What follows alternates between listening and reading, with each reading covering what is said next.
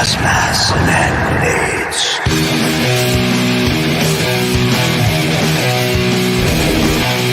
Gas masks and hand grenades.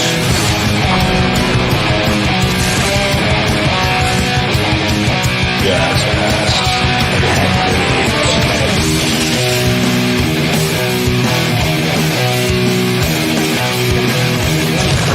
Gas masks and hand grenades.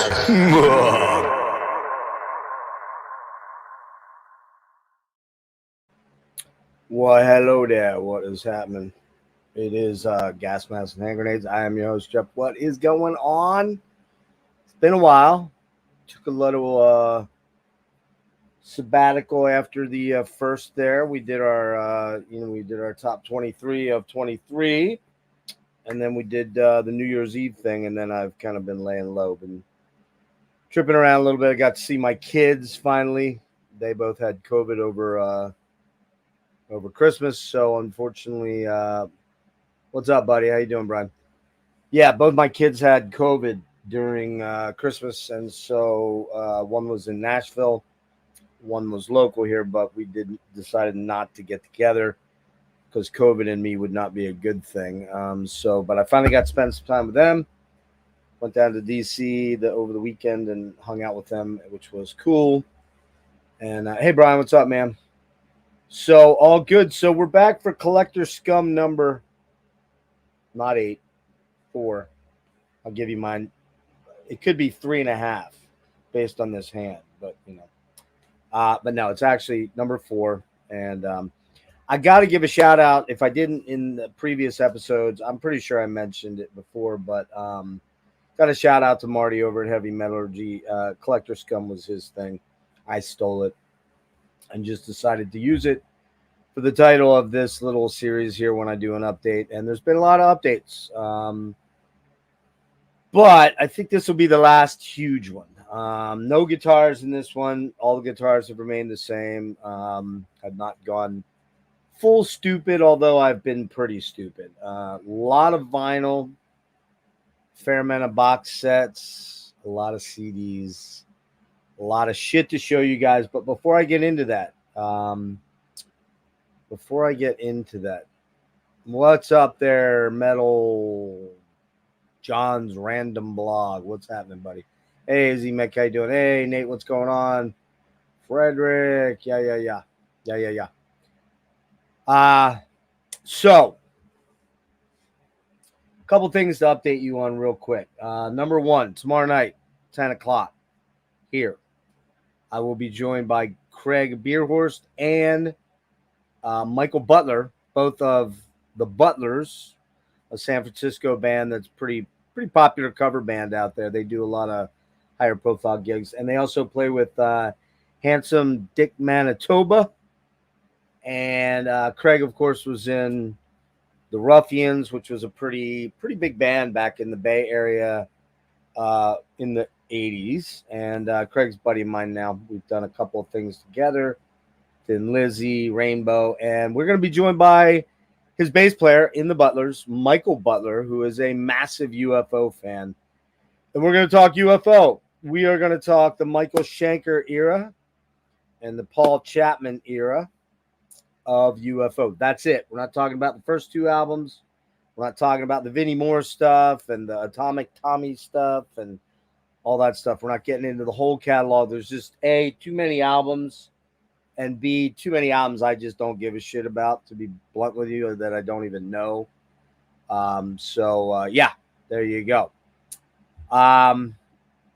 But that is tomorrow night at 10 o'clock. Then on, I believe it's Monday. Is Monday the 15th? I should have had this looked up. Monday the 15th. Does that sound right? Let's take a look. Yeah. January 15th, Monday, 2 p.m. Eastern time. So I know a lot of you guys are working or you won't even be out of bed yet or whatever's going on. 2 p.m. Eastern time, I'll be joined by Greg Wilkinson from Deathgrave and Autopsy and a lot of other projects. Greg's really been doing a lot the last couple years with regards to production, and seems like a super rad dude. We're gonna probably talk some horror. Definitely gonna talk some autopsies, some Bay Area thrash, and death metal, and all that kind of good sickness. So we're gonna have Greg Wilkinson on. Still trying to work to get Hannes Grossman on. I'm not sure what's going on there. It's been back and forth a bunch. He's in Germany as a young kid, and I think he was sick for a while too. So it's been a struggle to get that lined up. Still looking to get my dudes from Medusa's Disco. If you watched around the end of the year, I lauded their third album. Well, it's not their third album. I made their album number 3 on my top 23, Blood and Honey. Fucking killer rock record. Great local young band. Dudes in their late 20s, really cool dudes, and we're gonna get those guys on. It seems to me I have another big name out there that I can't remember who it is. So we'll see if we get there. But tonight's reason for being and then the 21st of January, myself, Johnny Mac from over in the UK, and Scott Wilcox from No Solution YouTube channel. We are going to tackle the Marillion discography with Steve Hogarth at the helm. We've already done the Fish stuff. Don't need to go back to that. We're just going to talk about the Hogarth stuff. Turns out it's a metric fuckload of albums. I forget how many off the top of my head now. 16 or something like that. So it's going to be a long one, and it's going to be pretty deep and involved. I still have to pick up one or two of them. There's a lot better stuff. We're going to talk about Hogarth, Era Marillion here in a minute, but a lot of good stuff there to go over. The Dream Theater deep dive with my buddy Dave is off till either the end of the month or early next month. And as always, a lot of this is very, very, very, very dependent on my health, which has not been good at all. I leave Thursday night to go out to Cleveland. I will be going to the Cleveland Clinic neurology department out there. It's kind of the last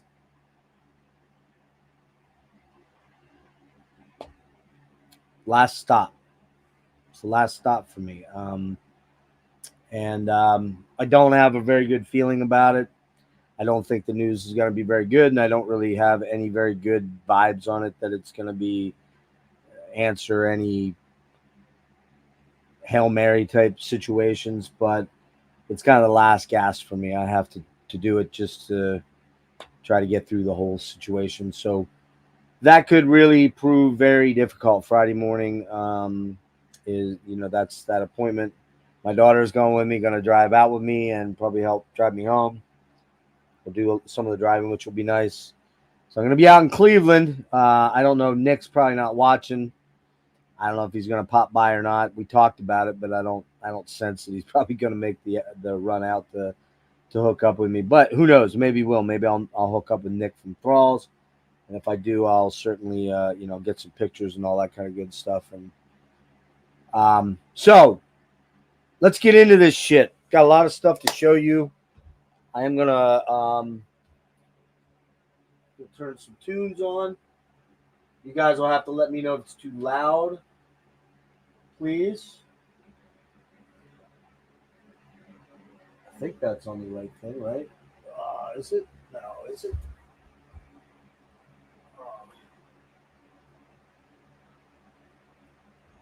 Well, motherfucker. Hang on. Yeah.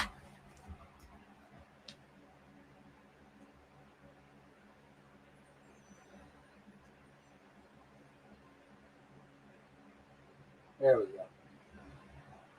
All right, tunes going. Let me know if they're too loud. I'm gonna crack a one of my favorites here, a Blue Trail Lemon Blueberry Shandy from the Lancaster Brewing Company, and all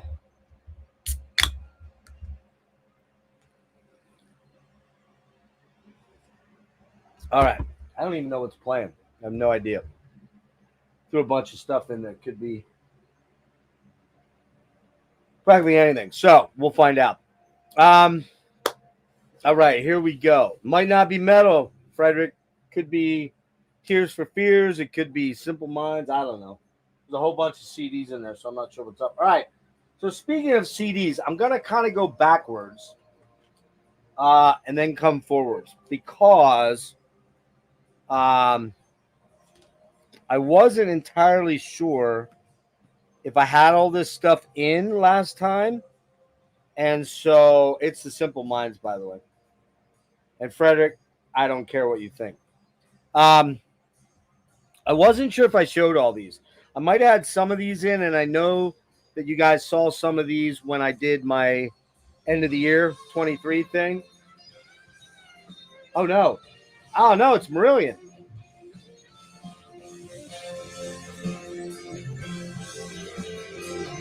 Yep. Season 10.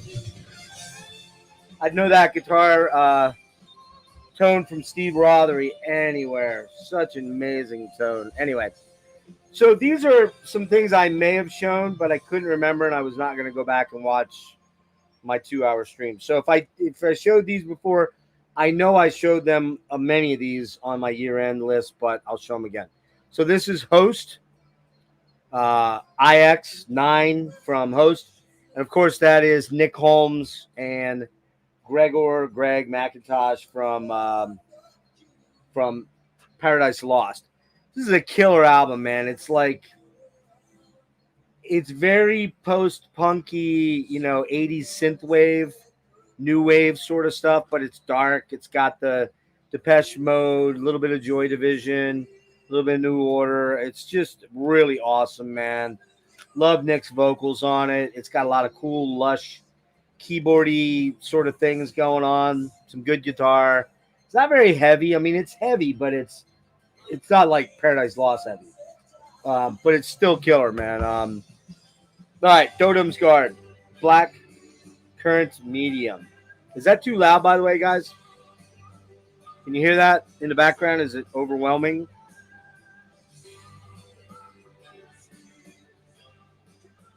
Yeah, we'll cut it down a little bit.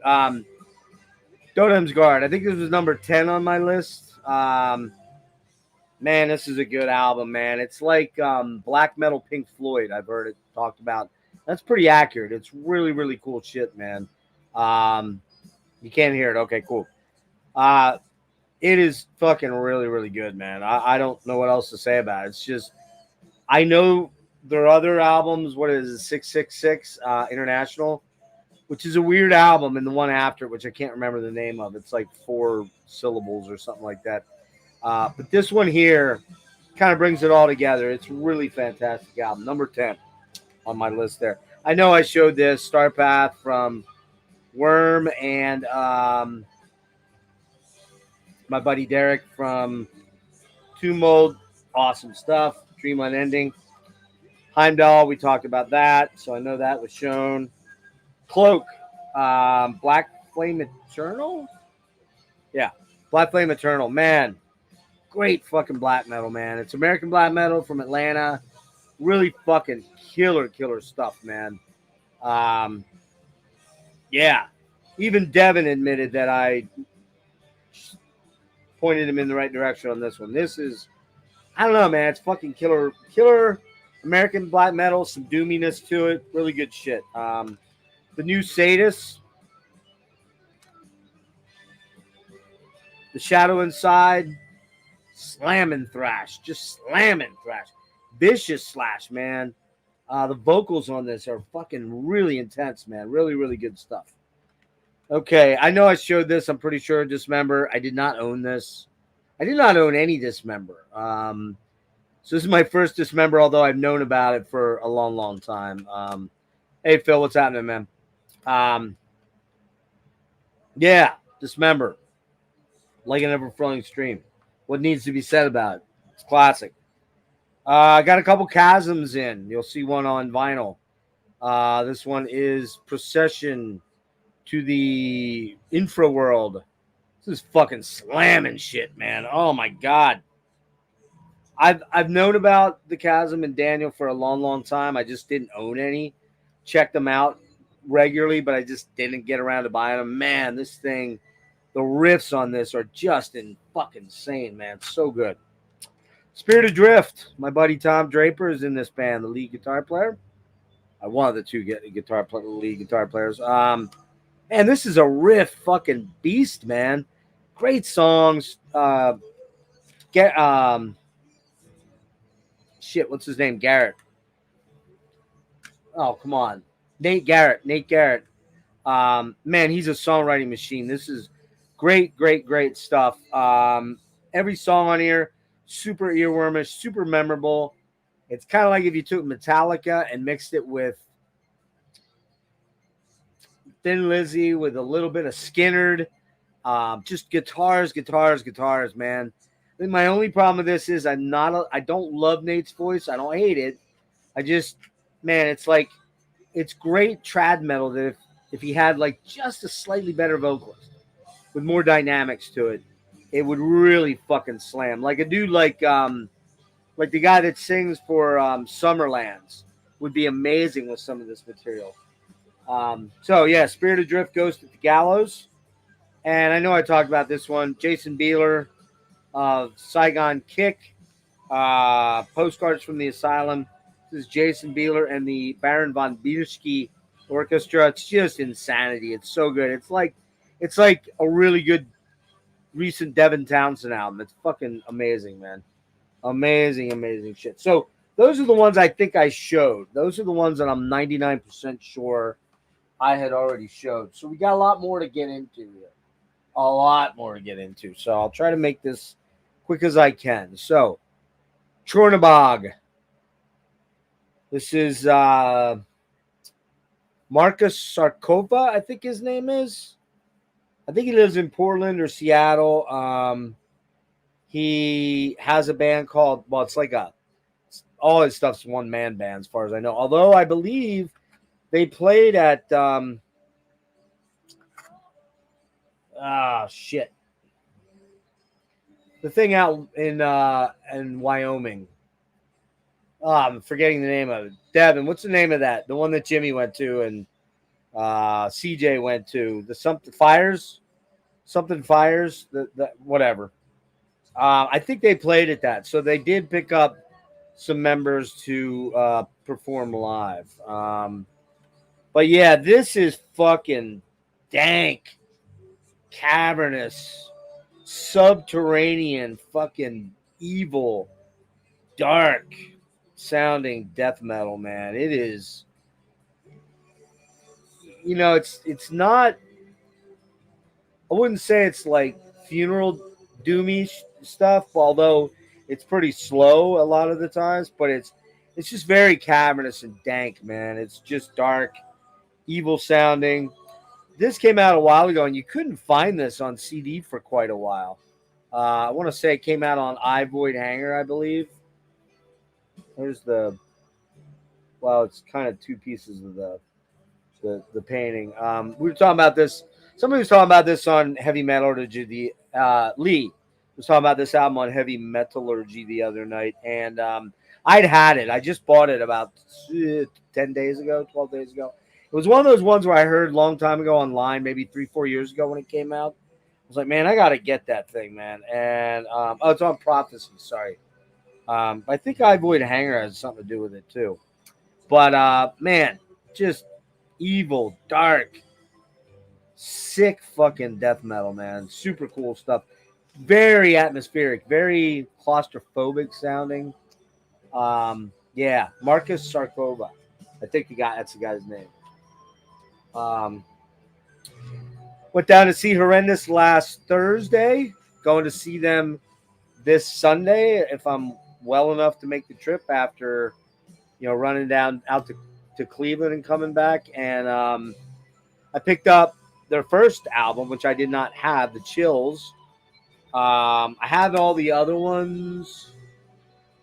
Yeah, I have the other ones on CD. I do have Ontological Mysterium on CD and on vinyl. That was my number one pick for the year.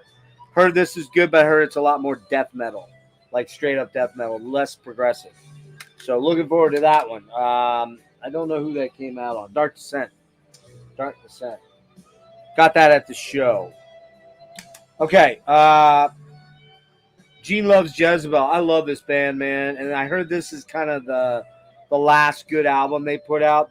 The early stuff, absolutely fucking killer stuff. You know, what are they? They're kind of glammy, but like very British sounding kind of.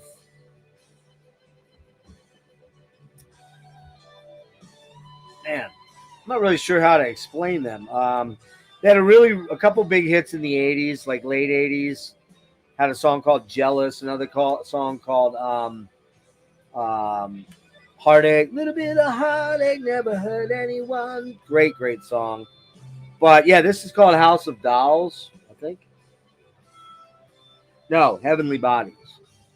This came out on Savage Records. God knows who they are. Oh, it's Network.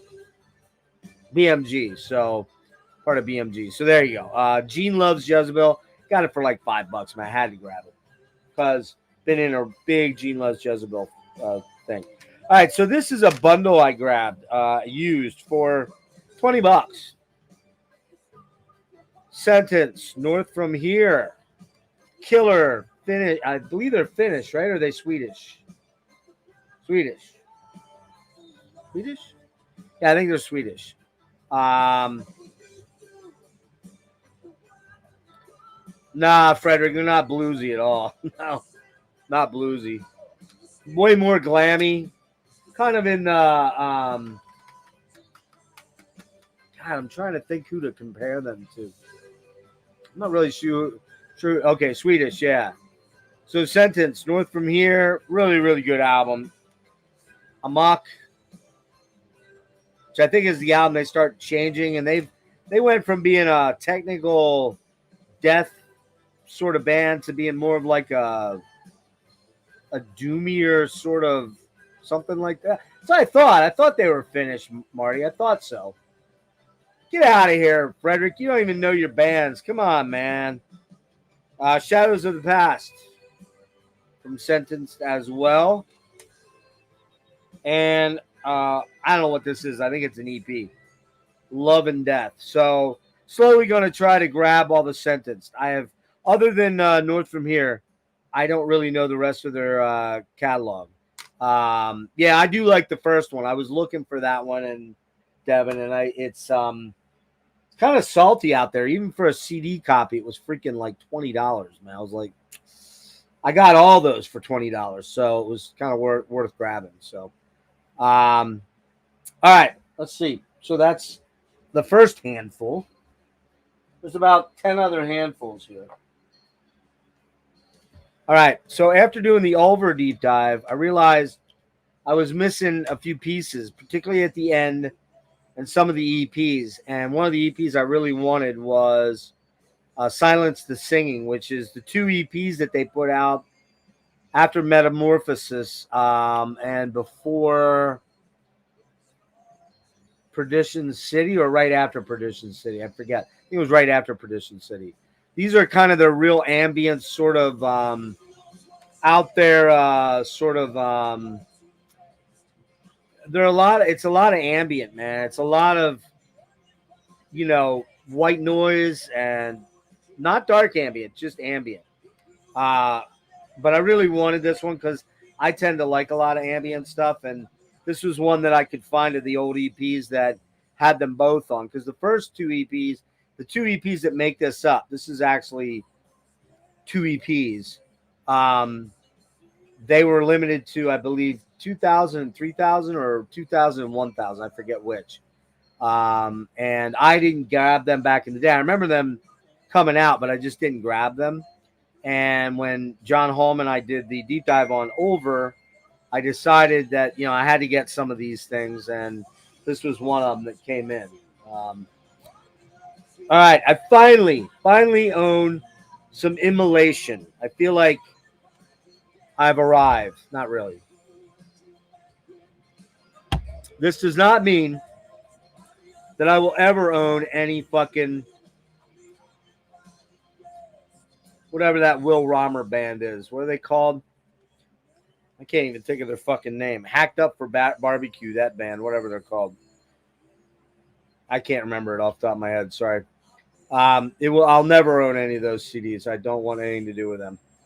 But I finally decided I really needed to get some immolation. So I got Here and After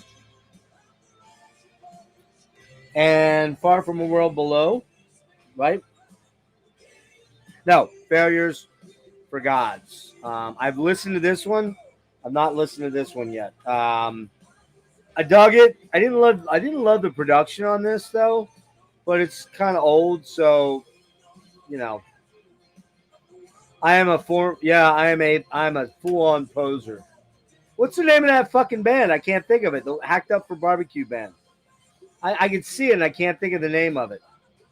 Begins with an M, right? I keep wanting to say Mutilation. I know that's not it. Not Massacre. What the fuck are they called? Somebody put it in the chat. I can't think of the name of it. The Will Romer band. God damn it. Mortician. Brah. There we go. That's it. Sorry, J-Dog. I know you're really upset with me now, but Mortician sucks balls. And newsflash, I'm not a big Deicide fan either. But anyways, I'm going to be digging into these. I'm sure I'll be buying more and more immolation in the future. We shall see, right? All right. What else do I have here? Okay, I mentioned this about a week or 2 weeks ago when Dennis and I did the King Diamond and Merciful Fate dad episode. I picked this up. Now, I showed you guys, if you watched, you're going to see him again just because it's within that whole thing. But if you watched my top 23 and 23, before we started that, we did an unboxing, my first unboxing. And we opened a bunch of King Diamond albums that I got during the Metal Blade sale. But this is the only one I picked up on CD. I do have Conspiracy on CD with a Roadrunner twofer with Merciful Fates, Don't Break the Oath on it. But this one I grabbed mainly because it's an OG Japanese copy. That's a piece of tape on there I didn't pull up. It's a Japanese OG Japanese copy from whatever year this came out, 91 looks like. And I'm kind of a sucker for these because I really dig the inserts that they always put. And these are these old type inserts that don't really have much.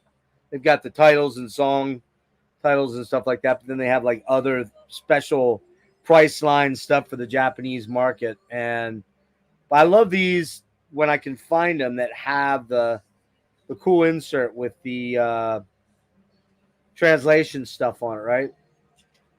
So this one has the whole lyric sheet and Japanese to hey, what's up, Nick? I was just talking about you. I said I'll be out there in 48 hours. Looks well about this time Thursday night. I'll be getting out there in Cleveland. So we'll have to. I don't know if you're probably not coming over, but if you are, let me know. Anyway, that's Friday that I would be available. So them from King Diamond, dig it. I have another one of this band, but I don't know what I did with the album. Shit. Tribulation. Man, I fucking love this band. I fucking love this band. Might be one of my favorite bands. They just write cool ass, dark ass riffs that are still very catchy. I love the vocals. They got a little bit of goth going on. They got I don't know, man. They're just dark, cool, kind of fucking. At times, they've even got some sort of glammy type rips in there. Man, I mean, it's great band. So I got this one. I got two other ones, but they're mixed in with other stuff, so they're coming. This one is the Gloom. When the Gloom Becomes Sound, and this is the most recent one. Love this fucking album. Yeah, Nick, this is killer. I love all their albums, even the first death metal one. You saw this one. This actually was number 5 in my top 25, I believe. Steve Wilson. Harmony Codex. Absolutely brilliant fucking album. Welcome back, Steve. I know I was hard on your last album, actually the last two albums. All is forgiven. I love you again. You probably don't give two fucks about me, but great fucking album. Great fucking album. Great fucking album. Okay, my buddy Andrew Lyles, who wrote the song, the intro song for Gas Mask and Hand Grenades, with my input because I kind of gave him the original chord sequence, and then he new waved British heavy metal it up because I originally had it more as a prog sort of thing. But he helped put that together, put drums on it, sound effects and shit. Love this guy. This is called Andrew Lyles Aural, Aural, Anagram 2.0. It's a remix. It's a remaster of the original album with bonus material and a bonus CD of remixes of the material. And on the bonus CD, you've got Steven Wilson, Bass Communion, 64 Objects, and Das Übermensch, or no, Das Unheimlich. I don't know who that is. Plus Bass Communion, which is Steve Wilson. So three very, very, yeah, it was very intoxicated, wasn't it? Very intoxicated. And then Andrew sent this to me, which is, man, this was so fucking cool. He sent it. It's called Nekpon Iaxe. I don't know. Nekpon Iaxes. This is with the singer for Rotting Christ. Sakis Tolis, I believe is his name. Sakis Tolis.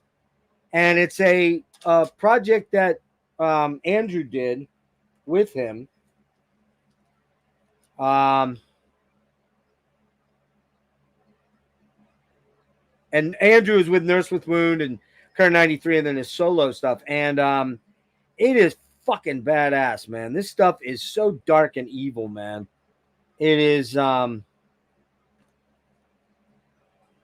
love this high gloss cover on this thing, man. But he knew that I loved this and he sent it. Just sent it to me, man. Super fucking cool of him. I think it's on a all black CD too. I love that shit. Let me see. Am I right? Yeah. No, I'm wrong. Anyway, dark ambient. Really fucking crushingly claustrophobic. Really fucking evil, man. I mean, really evil. This shit rivals Lustmord or more. Sakis does not sing on it. He does spoken word. And as I recall, because I haven't listened to it yet, I just got in like about a week ago, maybe two. I don't recall whether he does it in Greek, I think, or Hellenic. I think he does it in Hellenic or whatever, the Greek, whatever. Yeah, it's called The Oracle on one side, and then the other is the, you got me, man. Susakis does narration. Andrew does words and sound. You've got bagpipes on here, which is so badass, man. Nah, it ain't Dungeon Synth, man. Not even remotely close to Dungeon Synth. Dungeon Synth's usually happy and kind of airy-fairy shit. This is fucking evil, man. Like, downright evil. All right. Speaking of evil, some more evil. After doing the Merciful Fate thing, I'm like, why don't I own all of Merciful Fate shit? Like, what is up with that? So I went out and got a bunch of Merciful Fate. I think I got everything but their one shitty album. This is the black ones I was thinking of. I have the first two of these on these, these jobbies here, which Rick gave me. Rick is here in the comments. What's up, my dude? And wish they did another album like the horror. Nah, man, they're in a better place. The horror is good, but I like it. But they just sound like all the other Swedish death metal out there. They've got their own thing with these albums, man. All right, so the beginning,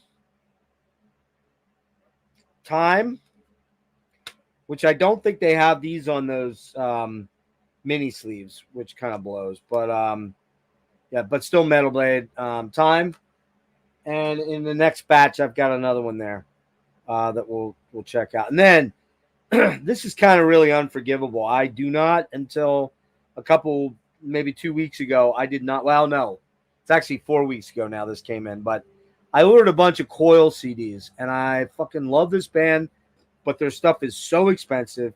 This one here was $21. I've got another one on order that was $25 for a CD. It is almost impossible to find this shit cheap, but this band is so fucking cool, man. If you don't know who Coil is, I'm not going to try to explain it to you. They're one of the innovators of industrial dance, dark ambient. This album is kind of their dark ambient album. Killer driving music album, man. Oh, this thing is so good. Haunting. At times very Tangerine Dreamish, only kind of more evil sounding, and at times off the chain fucking weird and super dark and menacing, and other times loungy. It's just amazing. Coil. I have a couple Love Secret Domain and Horse Rotor Vator. And there's one other one. Rhythm, not Rhythm in Gold. What's it? Something in Gold. Can't remember the name of it. They're on order. So, all right. We'll get these last batch of CDs out of the way. Then we'll hit the box sets. And then we'll hit the vinyl, man. Your boy here is going crazy on the vinyl. The one last, well, I still need one more Saigon Kick album, but I can't. Oh, yeah, Skinny Puppy shirts, Nate. Got two of them for $10. They are actual tour shirts. They're getting rid of, they have back print and everything. They're getting rid of all the tour stock. So I snagged that one and this one here for $10 each.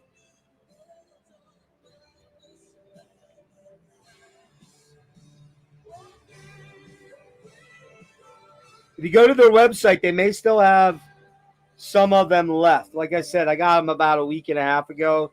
They were $10. So I was like, yeah, I'm 20. It was like they ended up being about $14 a piece with shipping. So all right. Yes, better, Nick. Yeah, or Rick. Nah, not really. Kind of, but not really. All right. So Saigon Kick, Water, their third album. After the singer left, Matt left. Jason Beeler took over. Just him and Phil Verone and Chris McClernand. Man, this is fucking great, man. Great album. Really awesome. So great that I just bought it on vinyl, but it won't be here until Friday. So if you don't know Saigon Kick, I don't know. Ask Rick. He knows them. He just got a CD of them. The other number 2 album in their catalog, I've owned all these before, and of course, got rid of them or did whatever with them, and lost them, and here we are again buying them again.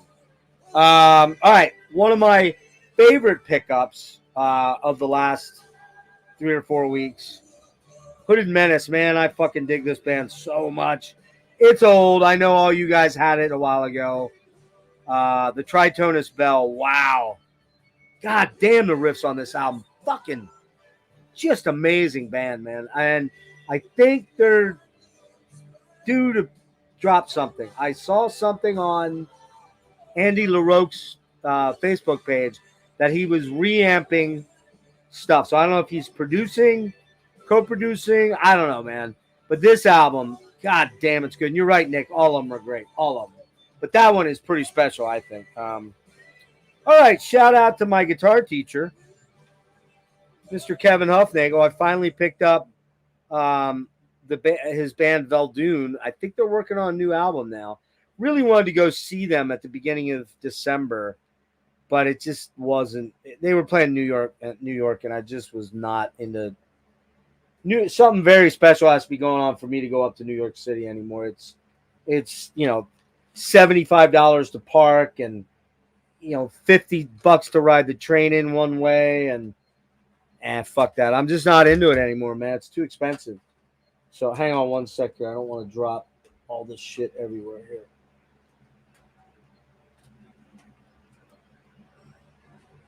Okay. All right. So yeah, Veldoon, really cool band. Very nighttime drivey sort of stuff. Let's see. Yeah, if you like Michael McDonald, check out. Yeah, Michael McDonald. Right. Okay. Um, Not exactly Michael McDonald. Anyway, if you like, God, what am I trying to think of? If you like Concrete Blonde, if you know Concrete Blonde, that is kind of what Veldoon has a vibe like, kind of. Not exactly, but not a little bit of Kate Bush, maybe vibes, darker vibes from Kate Bush. But the one that I would say most grabs my ear with regards to Veldoon is Concrete Blonde, who I don't think are around anymore. Great female vocals, really cool guitar. Kevin's such a killer guitar player. All right, this one here, Sparkle Division. To Feel Embraced. This is William Basinski's side project with a guy named what's his name? Wendell? Preston Wendell. And it's basically, man, it's fucking loungy jazz. It's loungy jazz shit with lots of cool synths and stuff like that. And nah, dude, this just because the cover looks weird to you, it does look like Betty White, right? This album fucking smokes balls right here, man. Lots of great saxophone, loungy, killer stuff, man. This stuff is so good. I got the new one on order. Here's the other Tribulation. This one's killer too. What's it called? Children of the Night. The Children of the Night.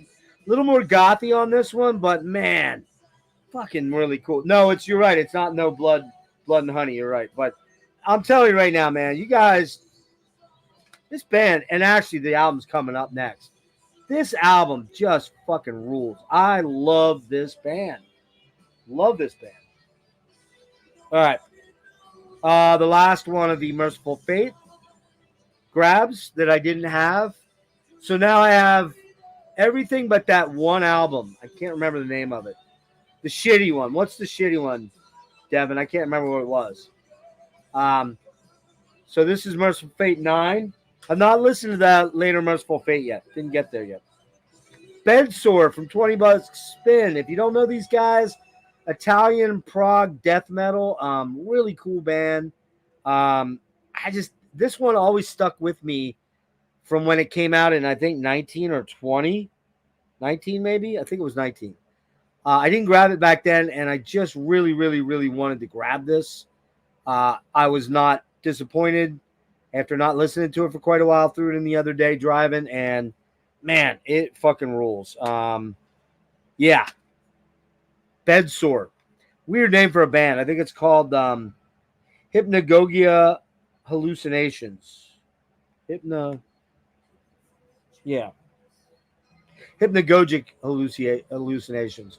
20 Bucks Spin. On the same topic, this is a split they did with a band called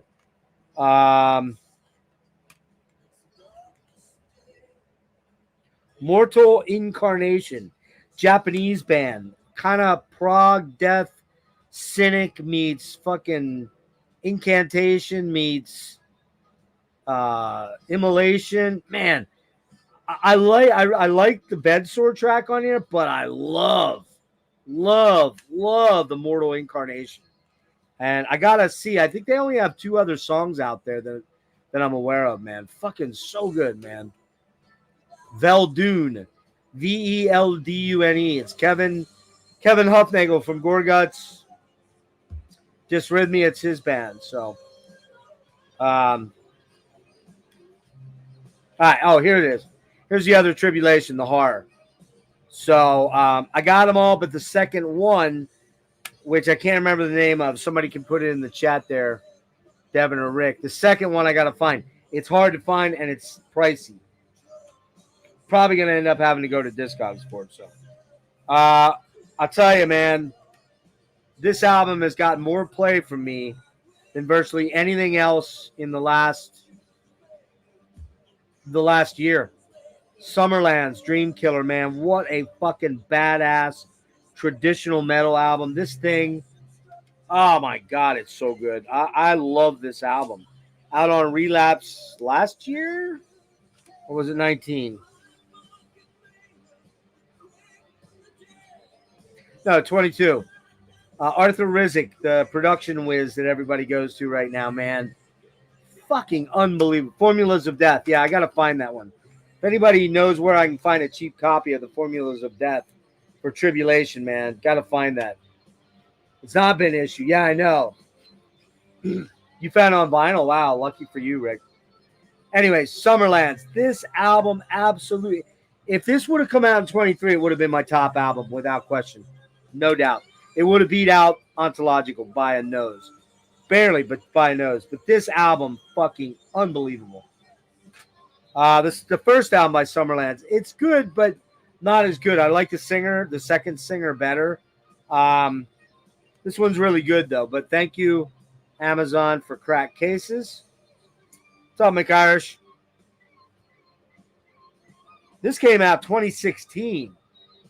Different singer. Good singer, don't get me wrong. I like him. And in fact, I think he sings on Dream Unending, the most recent Dream Unending. I believe the guy from the original incarnation of Summerlands, sings on that. So this one is called just Summerlands. Really, really killer traditional metal. And then I got, it's sad that I didn't own these, but you got to remember, I had these on vinyl back in the day, and they got lost or who knows, water damage. But I had to do it, man. Had to bring in Black Sabbath in Heaven and Hell. It's the recent reissue from 19, maybe? No, 21. And it's got Live at Hartford 1980 and on the second CD. I didn't really feel I needed to get, like the I don't think there is a box set for this yet. I don't think there is. I've been grabbing the other box sets, but I've got the original box set of all the albums. So, but I did not have this on album or tape. I had it on tape way back when, but my tapes are all gone. And then I did not have this one. I love this album, man. I fucking love this album. Almost as much as I love this album. Sacrilege, I know. But I love the freaking Ray Gillen demos, man. The Ray Gillen demos. I like Tony Martin. Yes, I love Eternal Idol. Or not Eternal Idol. Headless Cross, which I just got a couple weeks back too, back in November. I love the Headless Cross. I like Tony's vocals on this. I love Ray Gillen's vocals, man. Ray Gillen is just the fucking not the greatest dude if you know the history of him, but singer unparalleled, man. So, all right, I think that's all of the CDs. I think. Let me double check.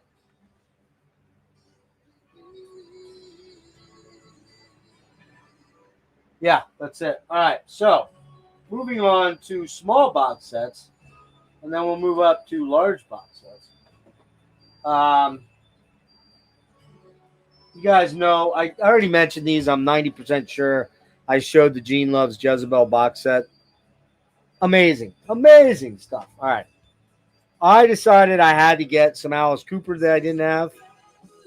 So these are cheap ways to grab a bunch of CDs for real cheap. I think this thing was like $14 or something. And it's got a lot of my favorite Cooper on it, like Muscle of Love, $1 Billion Babies, Welcome to My Nightmare, Alice Cooper Goes to Hell.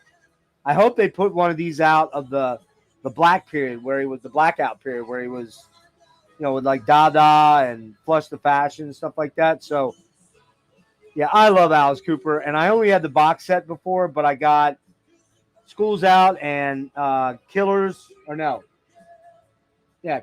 on double CD. And I'm like, man, I don't know enough full Alice Cooper albums. So, haven't gotten into this box set yet, but now I've got it. So, also, I only had a Cars Best Of album. Like, I think they called it like a what the hell they call that thing?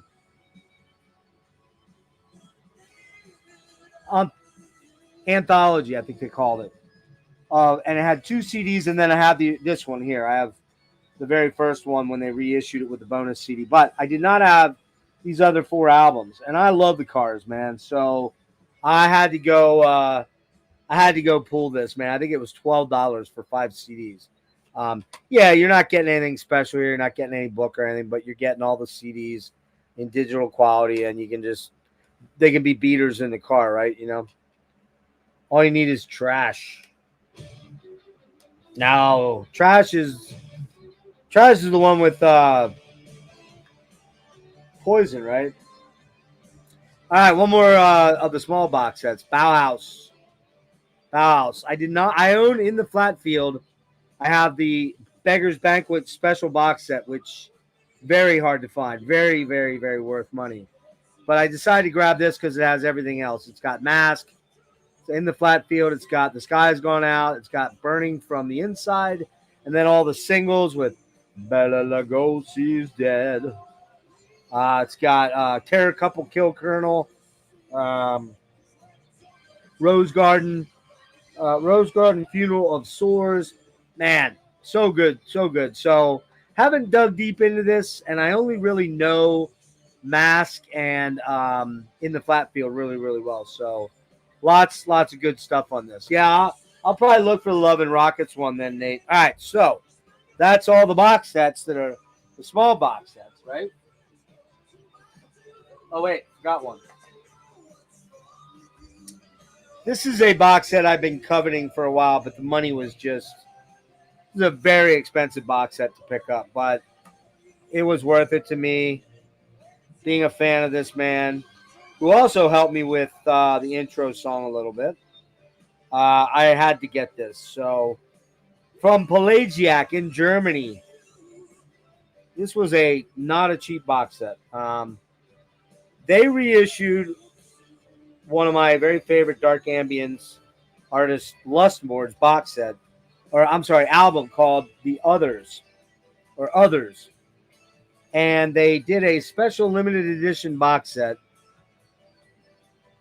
of 4 albums. What's cool about this and why I really wanted it, well, I had to have it, really, was that it has 4 discs. Well, 5, actually. It's 5 discs. It's got the trilogy, the Other trilogy, which includes, trying to get them in order here. All right, here we go. All right, here we go. So there's 3 albums that he put out that were kind of like a trilogy. And the first one is called Other.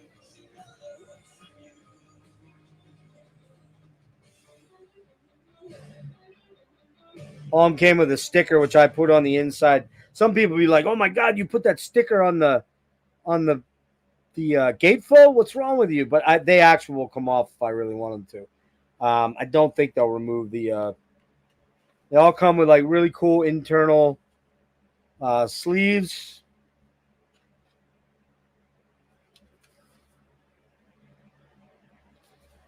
And again, gatefolds, which is cool. The other one in the next in the trilogy was called Beyond.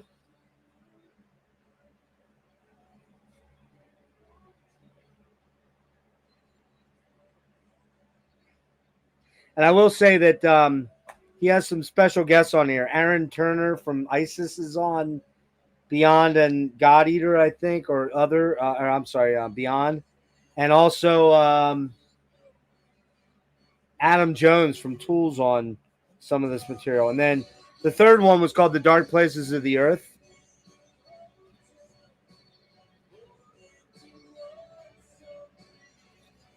And then the final thing that made this special, why I had to have it, was there was a 2 CD remix album commissioned by Pelagiac. And it's called Lustmord The Others.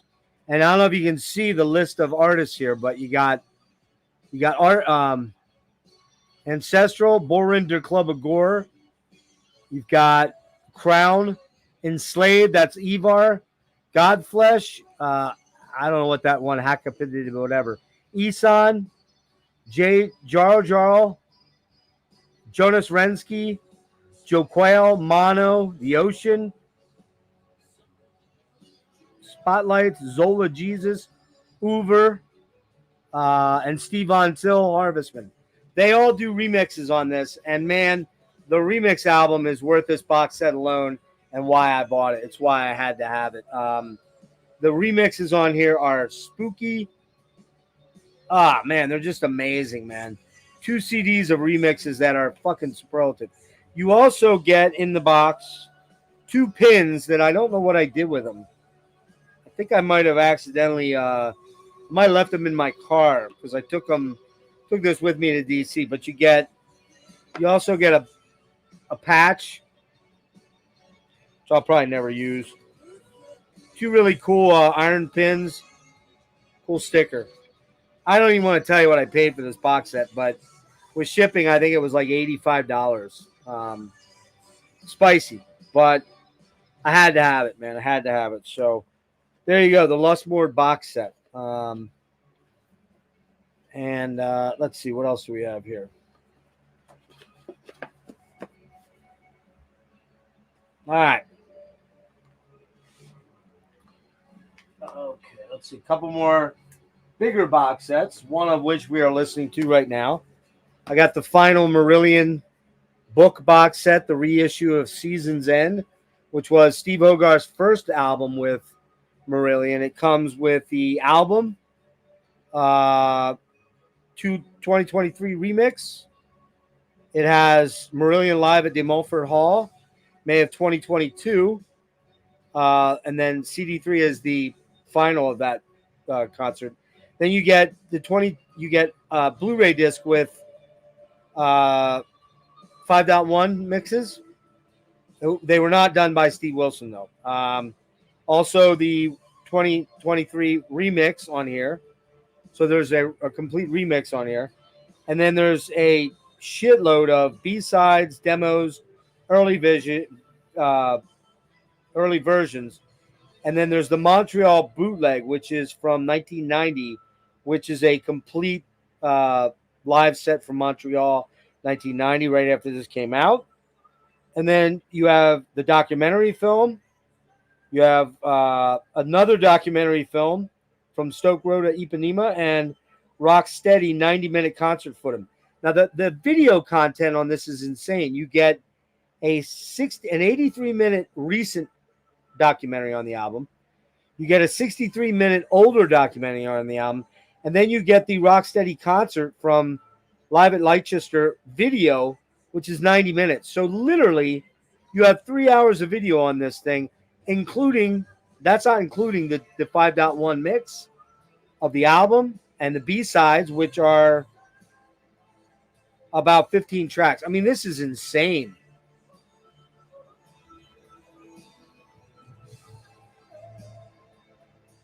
And this is an amazing album with Steve Hogarth. Just absolutely amazing. Okay. I showed you guys the Sabotage box set. I grabbed the Technical Ecstasy one. I'm still looking for Paranoid, although I'm not going crazy to buy that. And I'd like to find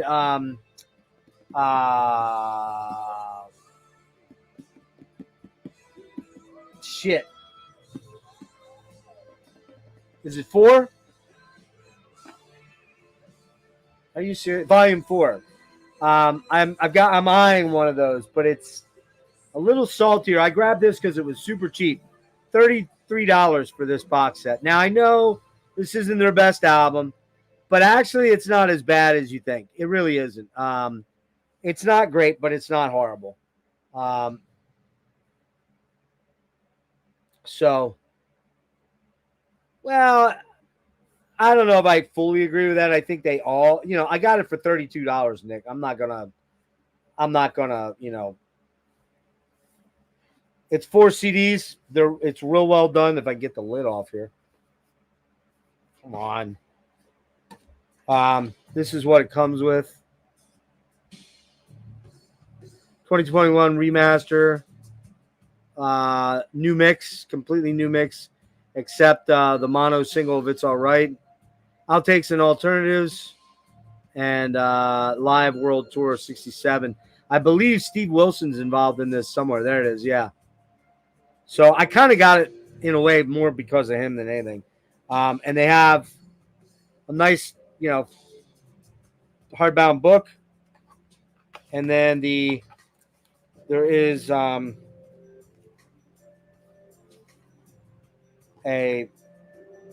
killer poster.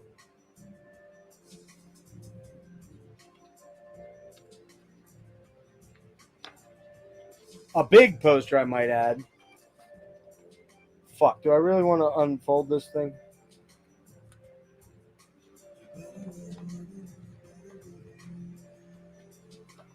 Come on, really?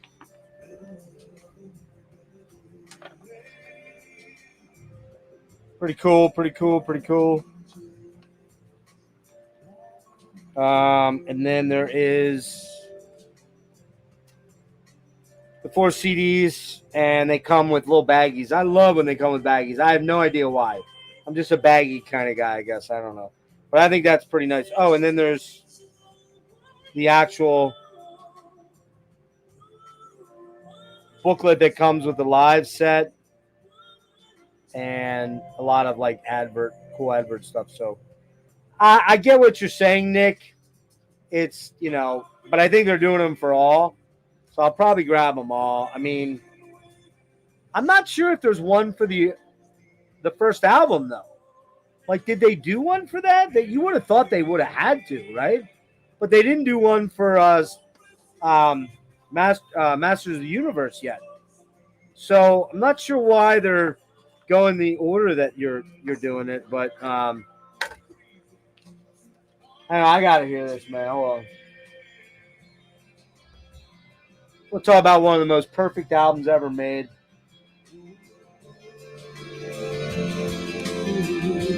Fucking album rules.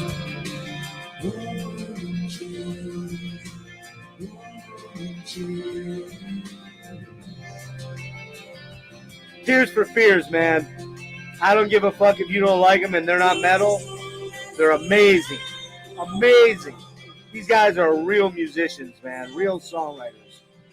Amazing songwriters. Anyways, so speaking of them, I picked this up finally. This is the 2022? 22 or 21? 22, I think. Reissue of Sowing the Seeds of Love, man. One of my top favorite albums of all fucking times. Just one of the most amazing albums ever. I just can't. I don't even know what else to say about it. It's just that amazing, man. So we got in this, got a Steve Wilson 5.1 audio mix, of course, and 4 CDs of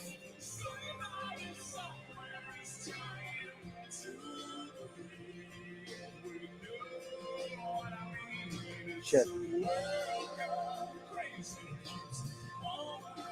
And booklet.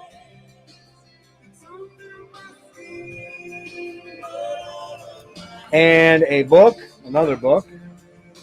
No hardbound book for this one, though.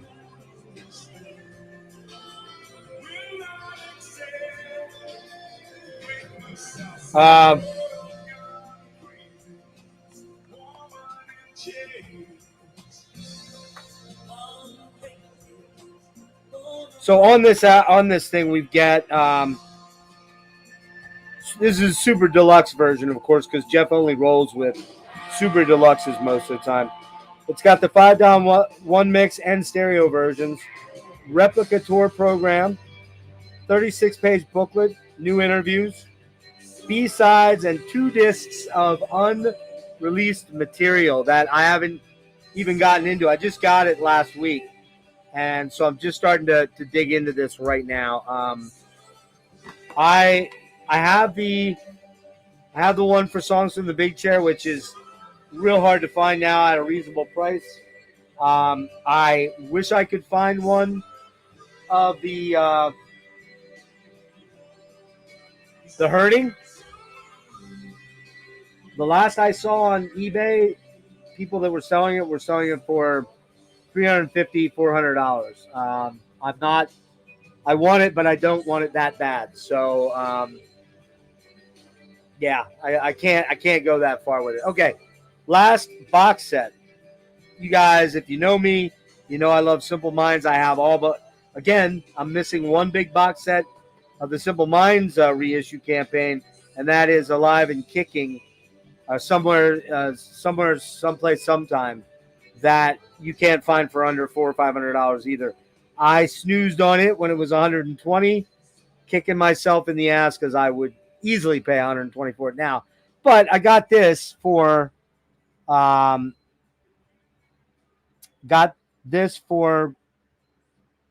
think I paid $45 from Movie Mars maybe, and it's 4 CDs. The original album, Verona Live '01, B-sides, edits, and remixes, and then Verona '02. This one does not have a 5.1. I'm not sure why. That's why it was cheaper. All the other ones have 5.1, and they're hard to find. All right, so now some of the newer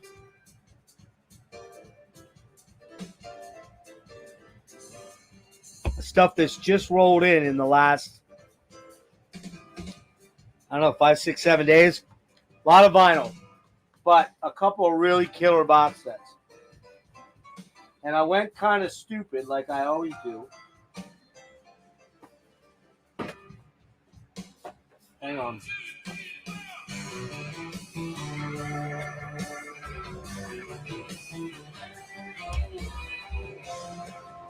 Everyone's going to go, oh my God, no! The Beach Boys, Feel Flows, the Sunflower and Surf's Up sessions 69 to 71. We have 5 discs here. It's a book style. It's got Sunflower, the original album, the live album, Sunflower Live, previously unreleased, Sunflower, previously unreleased bonus tracks, Surf's Up, the original album, live, previously unreleased, bonus tracks, unreleased, Sunflower Sessions on disc 3, previously unreleased, 1969-1979 a cappella, which was previously unreleased on disc 3. Disc 4 has Surf's Up Sessions, previously unreleased, Surf's Up a cappella sessions, previously unreleased, bonus tracks, previously unreleased, and then finally, bonus disc on 5 is a whole shitload of Beach Boys stuff that was never, ever, ever, ever released before. I really dig the Beach Boys. Don't care what anybody thinks. I don't care what anybody thinks anyway. So, but this is chock fucking full of the kind of worthless stuff that only a nerd like me might like. Had to have this. There's another really killer box set by the Beach Boys that I'm eyeing for next month if I can get it at a good price. Did not get into this yet. I'm gonna get into it maybe tonight actually. But man, can't get enough Beach Boys. Can't get enough Beach Boys. Don't care what anybody says. Okay, now.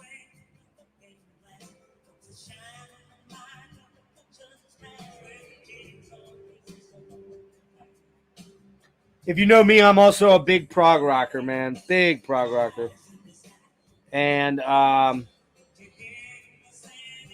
on one sec, guys.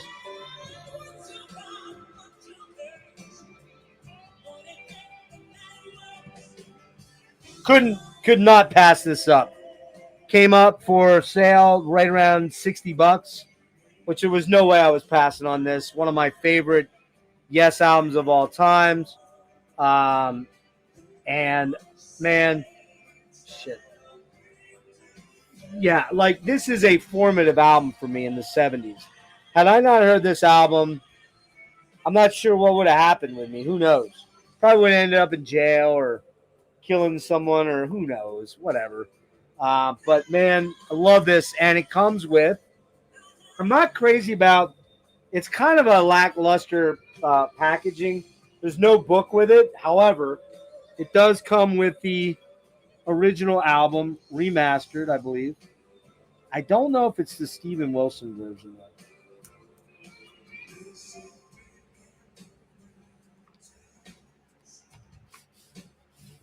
So it's got the original Atlantic records, but I am kind of happy to see they gave me a plastic polyfilled insert. And this is 100. This is a 200 gram, man. This thing you could pound nails with. So might throw this on tonight after this is over. So the Yes album, but also the reason I grabbed it was because I missed out on the original version that had the 5.1. Oh wait, there is something in there. Hold on. Oh wait, there is a book. I just found it. Nice. Love stuff like this. Total sucker for it.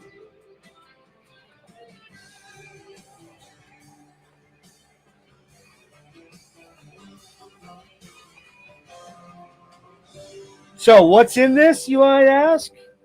Well, it's got the original album remastered. It's got the Steven Wilson 2014 remixes and instrumentals. It's got a disc of rarities and the in concert Sweden Gothenburg, Sweden from 1971 set.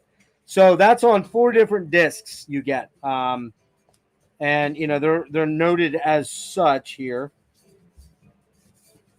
Had to have this, man. There's just no way I was gonna live my life without this because it's a fucking killer album and a killer band, one of my favorite bands of all time. And there you go. So,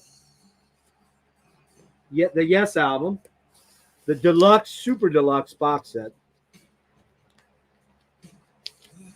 All right, why is it not going in there?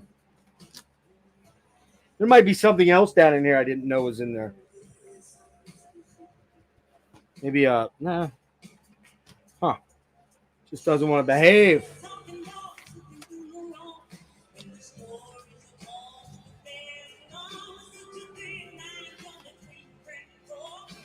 There we go. You fucking asshole. It doesn't want to go in there nice. What the hell?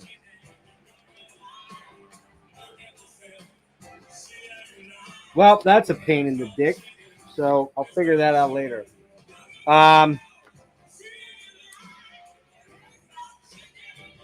Couple more box sets, and then hey, we'll almost be to the vinyl. 2-hour episode, guys. Easy. All right, so I finally did this.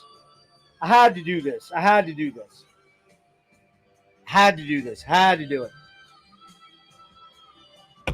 Now that I've kind of rediscovered my love for vinyl, although it's not as insane as this guy's love for vinyl, I will never have a collection as vast as his because I like to split it up a lot more. But I ran across this on Amazon.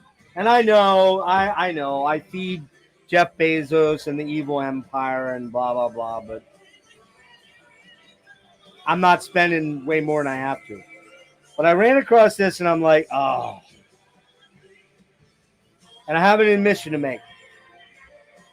Years ago, many years ago, I owned several of this band's CDs, probably at least 5 or 6.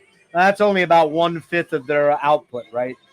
At the time, it was probably more like 40%, but now it's probably I don't know, probably like not even 20%, I don't think. But I got rid of them all. And I remember why I did it. I just felt like I wasn't listening to them that much. I was kind of I'm not into metal phase for a while. I was really into industrial. I was really into electronic stuff, and I was kind of, I'll never listen to those. Bad mistake. But I still own currently I only own a best of, a 2-disc best of. Well, that's changed pretty radically over the last week or so because I saw this and I'm like, I got to own this, man. So this is the 40th anniversary edition of Motorhead's Overkill. It is the vinyl edition, which comes with 3 vinyls and a book. So the hardbound book is in the beginning here. Wait a minute, where the hell is that? There it is. They come with these cool hype stickers there.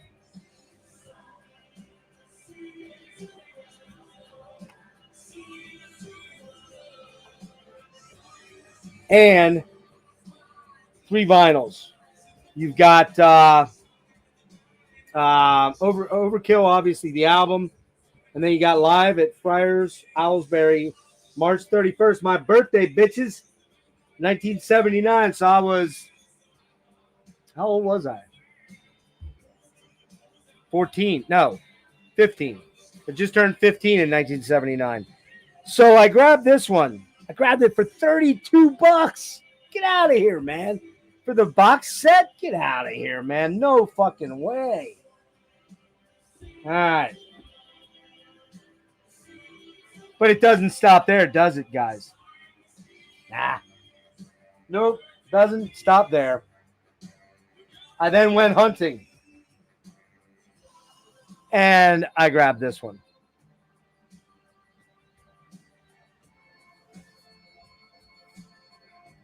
Motorhead Bomber. Again, the book, 40th anniversary edition. The book in the front.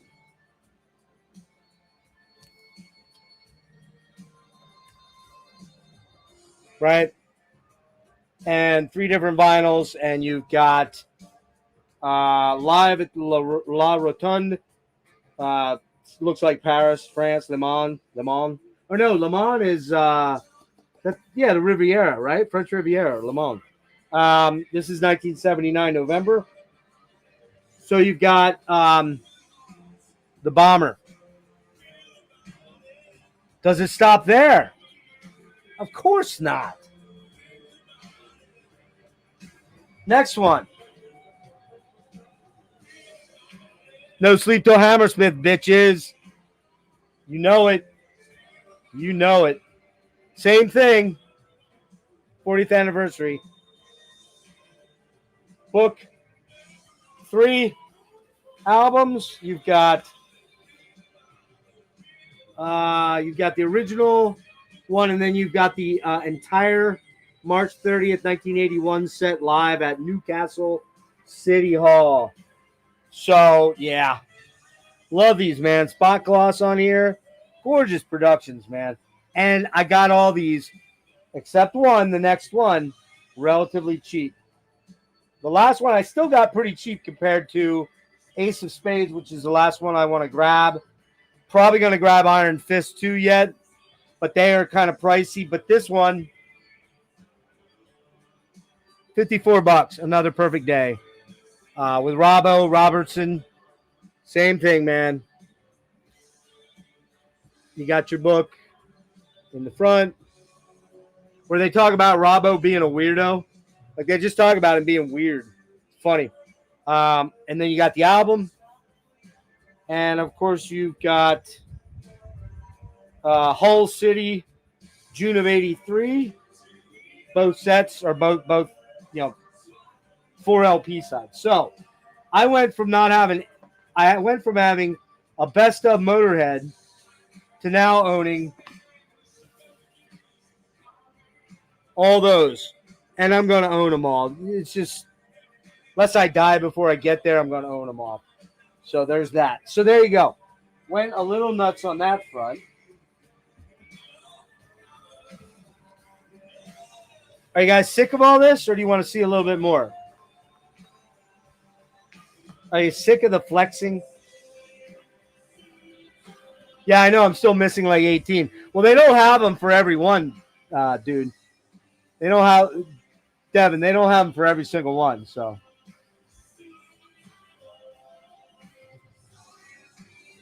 That might very well be. Yeah. All right. Now we're getting into the vinyl since Aaron's here. But I'm gonna flex. Oh wait, there's no muscle there. I'm wasting away.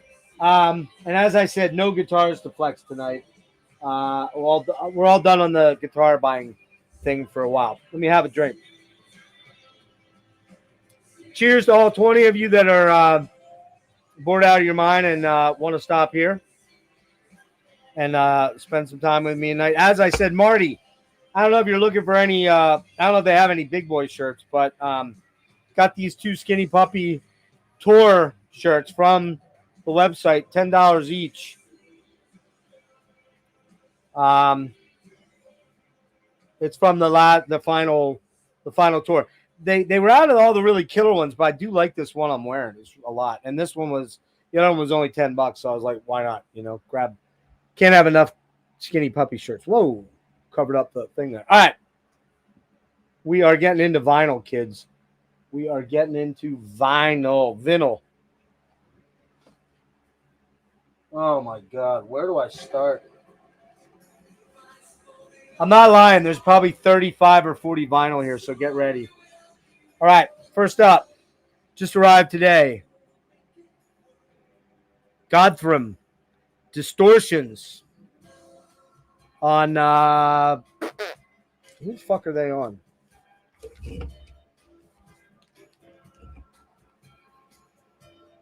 They're in Relapse? No, they're not in Relapse. Profound Lore.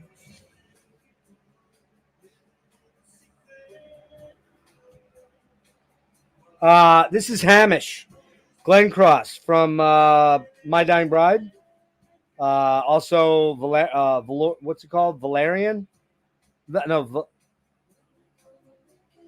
was the name of that project he was in with Greg from Greg McIntosh? Valerian? Valenfire. Really killer. Alice in Chains meets My Dying Bride. Really killer stuff. Gotta say, this fucking vinyl variant got my dick hard. I hate to admit it. As soon as this came in, I'm like, man, I gotta do something about this. This thing is fucking gorgeous. But this isn't even the good one. And I'm not gonna show every vinyl every variant, but only the really cool ones that I. And yes, I kind of do fall prey to the it's pretty, I want one. And yeah, I know there's all those purists out there, black vinyl, it's black vinyl or nothing, whatever, You're not planning on my stuff on your stereo, and I'm not playing my stuff on yours, so that's cool. But yeah, I love this one, and really killer album. Believe this was number 23 or number 22 on my top 23. Probably would have been higher if I'd had a little more time to spend with it. It's really good. Doomy, My Dying Bride. Again, like I said, man, right there with You're Just Proud It Can Still Get Hard. Yeah, we want to get into that. Yeah, I might be speaking to the doctor on Thursday about that, or Friday rather. Sorry.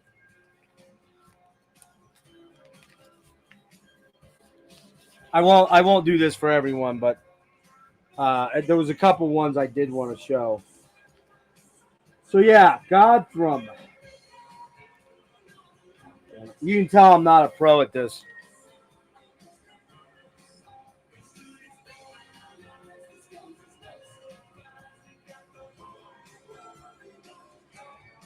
Come on, really? Fuck. Hang on.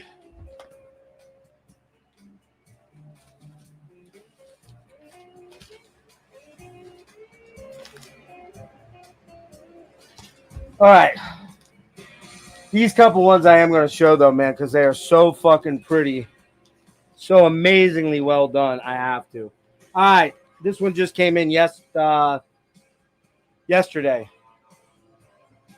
Blut aus Nord. Look at that. Oh, my God. Hallucinogen. I did not own this. And I own a lot of Blut aus Nord, most of it. But most of the stuff I had was on CD. That's changing now. I just think Deba Mamorti does some of the very best stuff you're ever going to see out there. The presentations are amazing. Look at that thing. Fuck. I'm scared to touch it.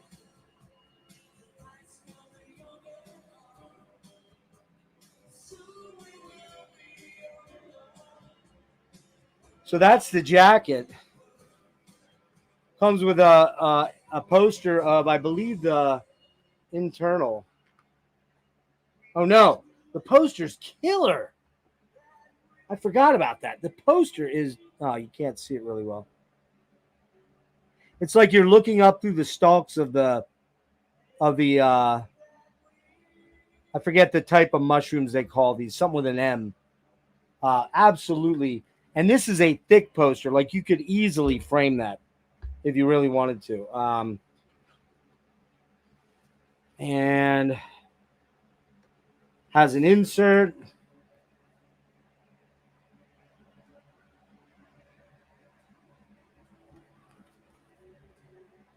Super high gloss, which I guess will pick up fingerprints a lot if you touch that shit. So you got to kind of,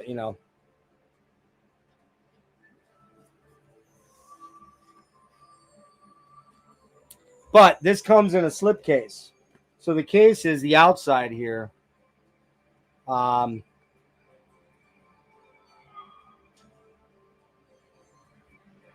what you got to see this fucking variant, man. It is so gorgeous, man.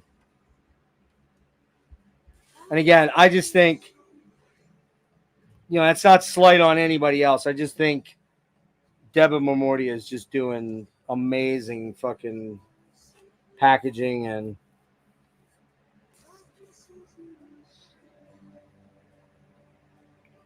it's like a dark, deep violet with pink, psychedelic pink and blue swirl in it.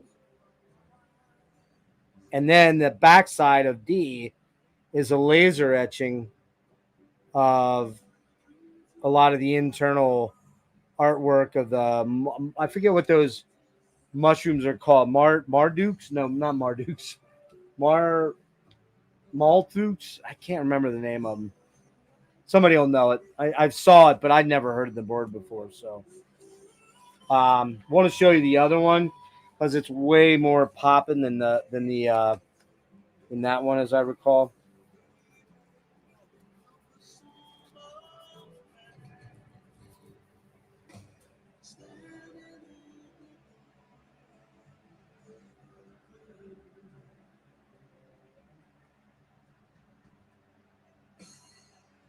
This one I need more light to really show it off. But so Blue Das Nord, Hallucinogen, which was one of my favorite albums of whatever year that came out, 1920. Finally got it on vinyl. It's been one of those ones where I really desperately wanted that one. It was not cheap. This was probably 38, I think, for the two vinyls. But man, what they give you and what they do with the packaging, for me, it's well worth it. So, okay.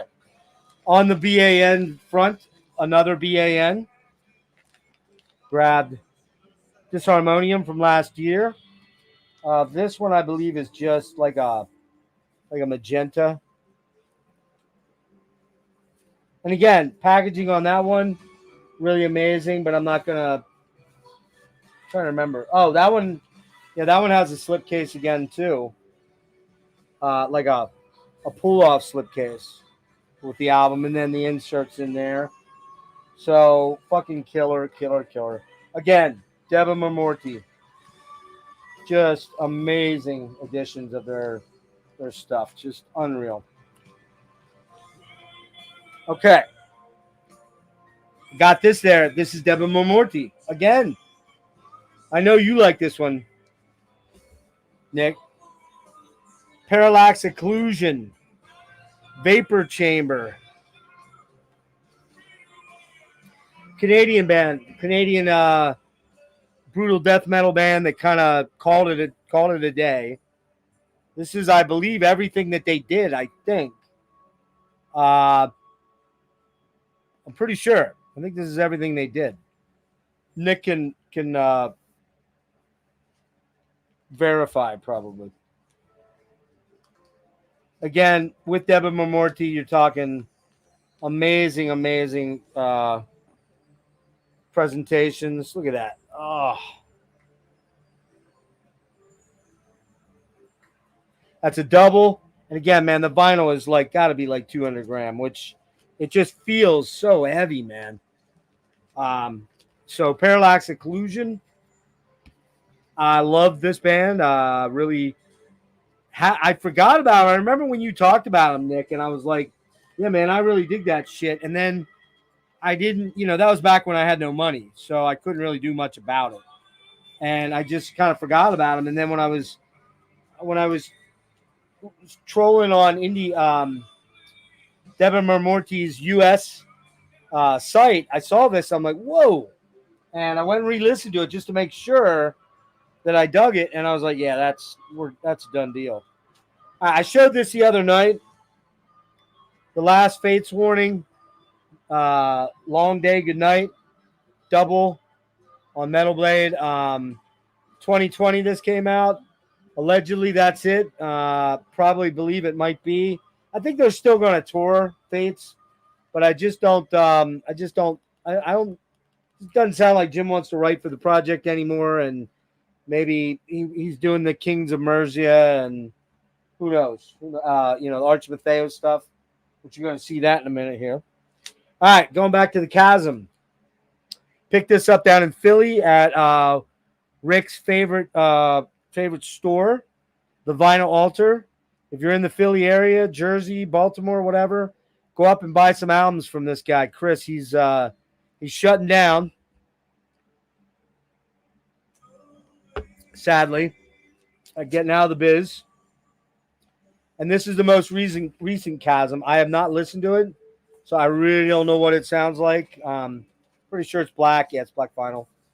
I just grabbed it because it was $20 and it was 20% off. I was like, yeah, I'm going to get that one for sure. I'm sure I'll dig it because I love the other one. So there you go, Chasm.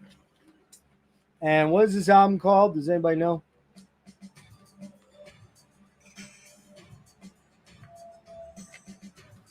The called. Anybody know? I have it here, but I have it backwards to me. It is called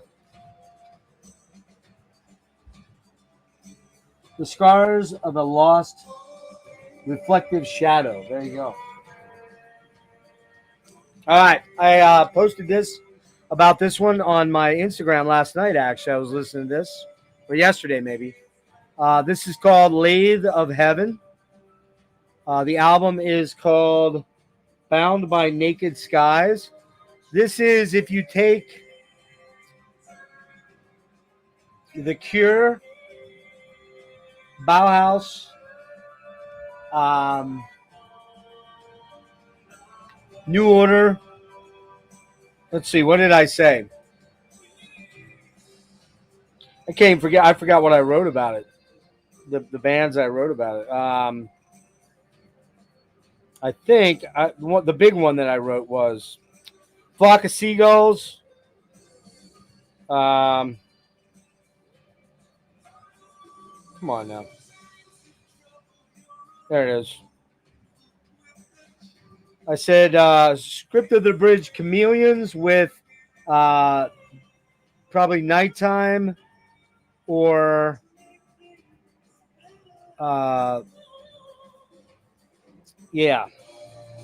Brighter than a Thousand Suns era Killing Joke. That's what you get. This stuff is really, really, really awesome, man. Yes, it's based on a book. That's right, Tom. Very new wavy, but in the current century, so to speak, the current decade. Really, really cool. This is out on Sacred Bones. I love how they kind of did this. It's on white vinyl, but it's on the player right now. I love how they did this. Their Lathe of Heaven is almost death metal like looking, sort of, and then they've got a Baphomet down here. It's kind of cool. Nice Obi, pretty cool. I don't know if there's many of these left. They were getting pretty low, but man, I'm telling you, had I had this album earlier in before the end of the year, I would have absolutely had this in my top 23, no doubt. All right. Sunday afternoon, went to DC, and I found in this little hole in the wall record store, I found a copy of Jerry Cantrell's Degradation Trip original. It's got a little bit of denting here, a little bit up top here, a little bit. Not bad, though. Not bad at all. The vinyl is pristine. This is OG press right here, Dennis. OG press, 4 vinyl. And they're in perfect shape with inserts. So that's on Roadrunner. I had to get this, man. It's one of my favorite albums of all time. For $40, $39.99. Wasn't even, I didn't even bat an eyelash, man. I was like, put it on my tab. There you go. Degradation Trip, Jerry Cantrell. Yeah, I got the full. Well, no, I've had the full version on CD, Nick, but I found the vinyl, man. I was like, this is getting very hard to find. In fact, when I went on Discogs, the cheapest one they had on there, $75. So I got it for half that price almost. Klaus Schultz, Moon Dawn. This is on Bomb Records, Canadian press, 1979. It's got some ringware. It was $7, man. $8, sorry. One of my favorite electronic artists. Why not, right? And then the other thing I picked up there was brand new 2013. Brand new, meaning it was unopened, but it was a 2013 pressing from Warp of one of my absolute favorite albums of all time, Boards of Canada, Music Has a Right to Children. That was a no-brainer. That was 30. So there you go. All right. We're getting there, guys. About a third of the way through the vinyl. You heard me, a third, yes. All right. I went to see this guy down in D.C. on the 13th of December, William Basinski. Talked about him a little bit earlier there. This is Melancholia. He's a found sound artist. Orange vinyl, orange red kind of. Beautiful spot gloss.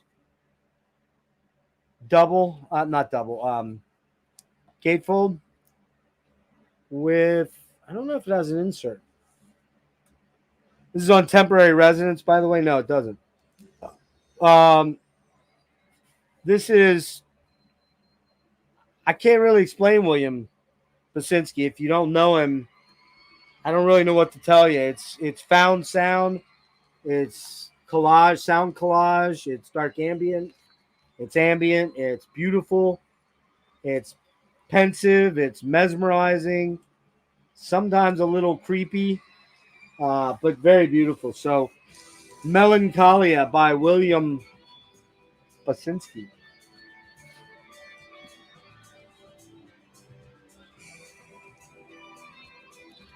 We talked about Summerlands, Atramentus. Finally got a hold of a copy of Atramentus. This is Phil Tugas from Worm and Cathelist and Second Fragment or something Fragment. I forget that. Fragment something of it.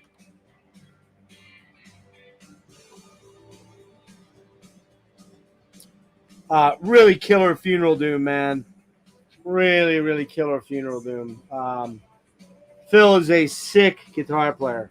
He's in Worm now, which they're going out on tour in March. I think we'll try to catch that if I'm still around.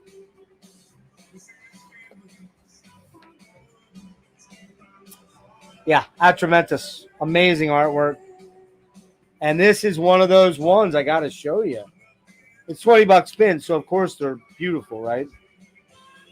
Very close to the same thing for Godthram, I just noticed.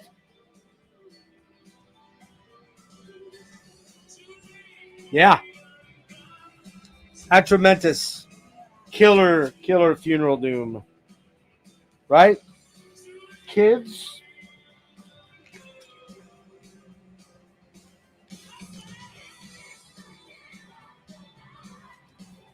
Man, this fucking album rules.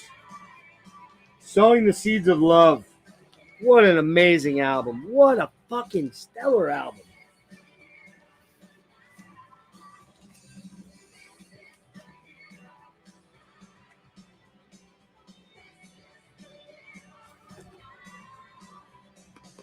Listen to this right now. Unbelievable album. Unbelievable album. All right, I just got this in. Didn't even listen to it yet.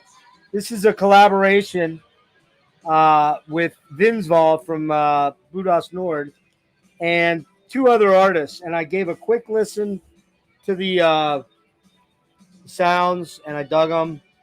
Looks a lot like Nahab right there, doesn't it?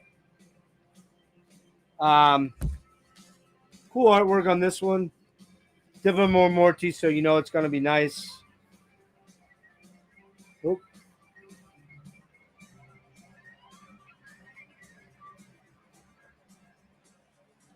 And they're called Eotrin. It looks like somebody else's artwork, though. Who is that? Who's that look like? Skeletal Remains? No. Comes with a poster.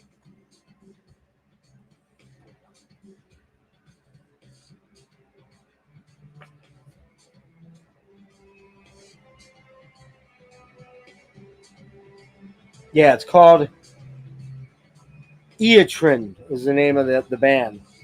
But it's like a collab with Budas Nord and two other artists that I was not very well versed in. But I gave it a flyer because why not? It's dark, evil, black metal.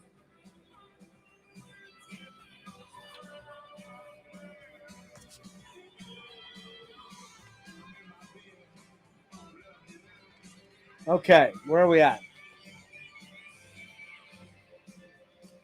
Where are we at?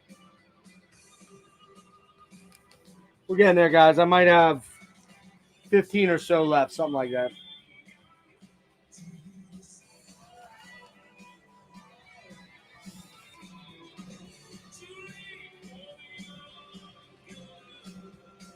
All right, so now the King Diamonds we talked about, Cobalt Blue or Purple, them. I got these at the sale last week. We did that in opening of stuff from, oh shit.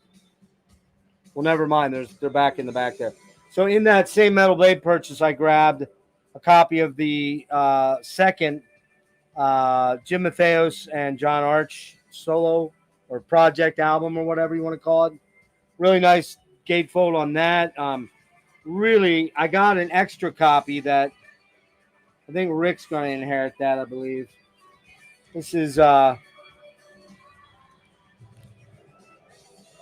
Gray Marble. I don't know this like I should. I love the first one, but I don't know that one very well. Rick grabbed me this at the show, Ontological Mysterium, from our boys Horrendous, who I'm hoping to go see on Sunday.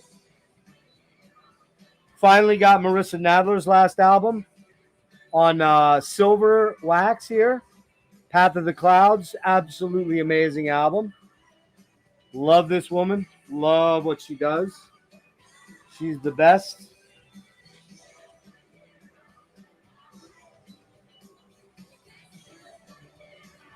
Wait, is it clear? Well, it's kind of clear silver. All right, Marissa Nadler. All right. This one I'm kind of bummed about because I thought I got a different variant of it. The variant of this, the other variant was super fucking amazing. However, I'm glad to have this. Crown Lands, Fearless.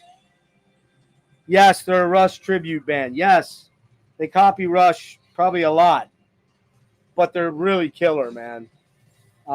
This is all black vinyl, though. I thought when I got it, I was so excited to open it. Turns out it was not. It was the black variant. And when I went and looked at what I bought, I I must have balked at the price of the other one because I think it was like $65. This one was still almost 45. Yeah, if you don't know Fearless, or I'm sorry, Crown Lands is the name of the band. Crown Lands, very, very, very, very, very. Yeah, I have it. I have it, Tom. I have the EP. Yeah, on CD. Yeah, that came out way back, like 2009, I think, or something. So Crown Lands, Canadian band. I think they're from Toronto or Quebec, somewhere. I'm not sure.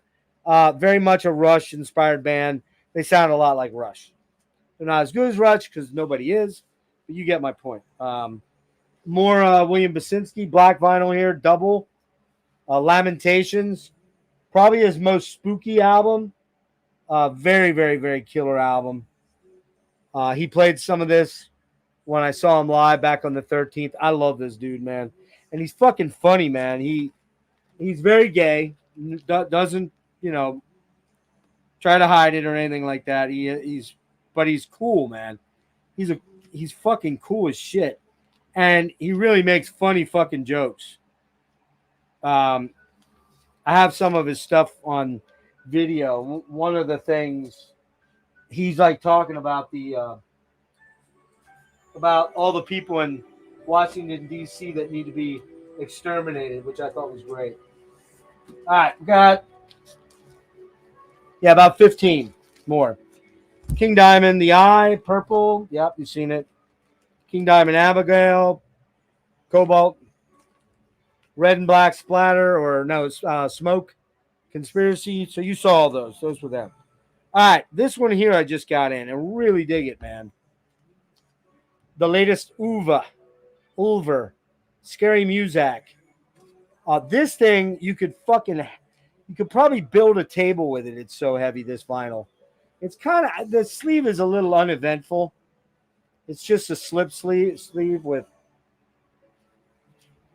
not very inventive. But I don't know. It's really cool. The music's really, really cool. They basically do a bunch of John Carpenter songs, but they make them overized that you almost can't recognize them. So, yeah, killer, man. Killer stuff.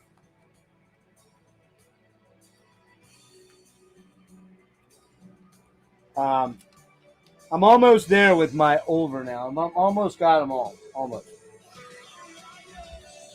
This is the one of the other ones I grabbed. Messe, which I believe means mass, mesa, whatever. This is a double, I believe, right? That's a single. This album is absolutely gorgeous, man. Absolutely amazing. I don't know what to tell you, man. It's over, man. It's over. It's great. Amazing. This one I just got, and I got it because it was an incredible price. The Swans. Soundtracks for the Blind. 4 LPs. I got to dig into this. I must admit, I do not really own. That's the only Swans I own. It's the first Swans I've ever owned.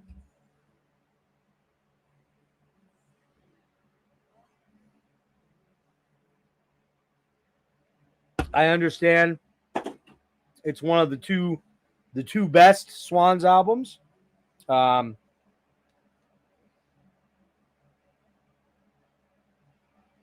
Give me one sec here, guys.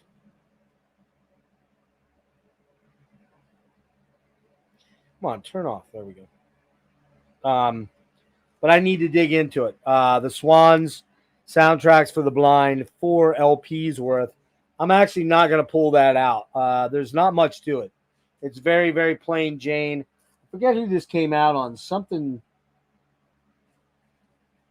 Zero.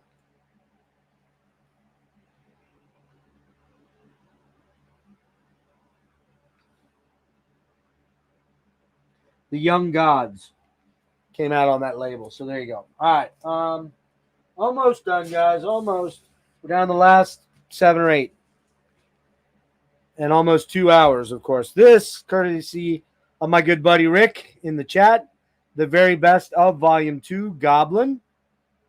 This is Claudio Simonetti. Simonetti's. I haven't spun it yet, Rick. plan to get to that here this weekend probably. So yeah, some Goblin. The other Goblin I have is all on CD. Rick also got me this. I was not aware of this one. Decoy, which is a later Miles Davis, which is super fucking cool. Looks like it's on clear vinyl. Is it on clear? Yeah, it is. Look at that. Yeah, it's on clear. Nice. Super clear. Ultra clear. Looks like that was never even played, Rick. But this is later Miles. So I believe 84. So it was kind of, in the area where he was not putting a lot of great albums out. But I'll have to dig into this one. Aura came out in that era, 86, I think Aura was, or maybe it was 88 or 90. But, I love Miles anyways. Even his shitty stuff I still dig. So when we were down at Rick's favorite store, Chris, over there at Vinyl Altar, we grabbed a bunch of stuff. I grabbed the last Ghastly because I had their other three. Is it 2 or 3? Is it 2? Maybe they have 3. I can't remember. Oh, that's yours. Okay, all right. That was yours then, Rick? That Miles? Oh, gotcha. Love the color on this one, man. It's like puke yellow with little bits of vomit thrown in there. And Ghastly, man. I just can't remember if Ghastly has 3 albums out or 2. It seems to me they have, I don't know, man. 3. Okay, that's what I thought. So I have the first one, Velour, Death Velour. This one, is there another one since this or one before all that? Because I might be missing that other one. I thought I had them all, but maybe not.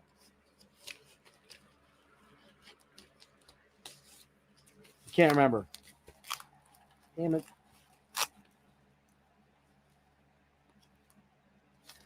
Yeah, I love Ghastly, man. I think they're a fucking fun band, man. Great riffs, pretty wicked. I love Death Velour. I thought that was an amazing album. And this one, too, I liked a lot. So, all right, I'm going to see these guys again on Sunday in Baltimore at the Club Metro or Metro Gallery, I think it's called, in Baltimore. I'm going to see Horrendous, Outer Heaven, 2 other bands. I can't remember. I'm also probably going to be down maybe Saturday night to see Exist, Gorot, Worm. Oh, fuck. I can't remember the other 2 bands, but, I know Max and Exist. I love Exist, so I'm coming down for that. And I just got contacted today by the people at Seasons of Mist, and they want me to kind of, talk to me. So, Outer Heaven. I don't know if this one has a color. I don't think it does. Although, is this $20? So it probably does, right? Yeah, it's orange. I have not listened to this Outer Heaven. I will say I like them, but I could barely hear any guitars. So it kind of, all right, Tom, see you, buddy. Yeah, my wallet, for sure, bud. For sure. Almost done here, guys. All right, Summerlands. We just talked about that. Had to get it on vinyl. Had to have it. The first one. I don't know if this is colored or not. I didn't think it was, but maybe it is. Oh, yeah. Oh, okay. Purple. Nice. There we go. All right. And, guys, we're down to the last 2. Can't believe it. And then I picked this up at Chris's shop. One of my all-time favorite albums by Uriah Heep. An OG, I believe, here on Mercury. Demons and Wizards. Looked like it was in good shape, so I had to have it. And then the last one, which I did not show, but I had back a while back, but I forgot to show it, was American Gothic by Wayfarer, which was number 13, 14, 15, somewhere in my list. I can't remember. Really, really, really killer album. So there you go. How was that, man? How many fucking things did we look at? Like, seriously, like, I don't know. There had to have been about 40, 45 vinyls, probably 40, 45 CDs. Yeah. And about 7 or 8 or 10 box sets if you include the not including the Motorhead. So lot of stuff there. Now I will say I still have a couple things sneaking in. I have that Saigon Kick Water LP coming in tomorrow. I have 2 copies of Sparagmos or whatever it's called from Spectral Voice coming in from Dark Descent, and I have a shirt and a CD of that Spectral Voice stuff. I have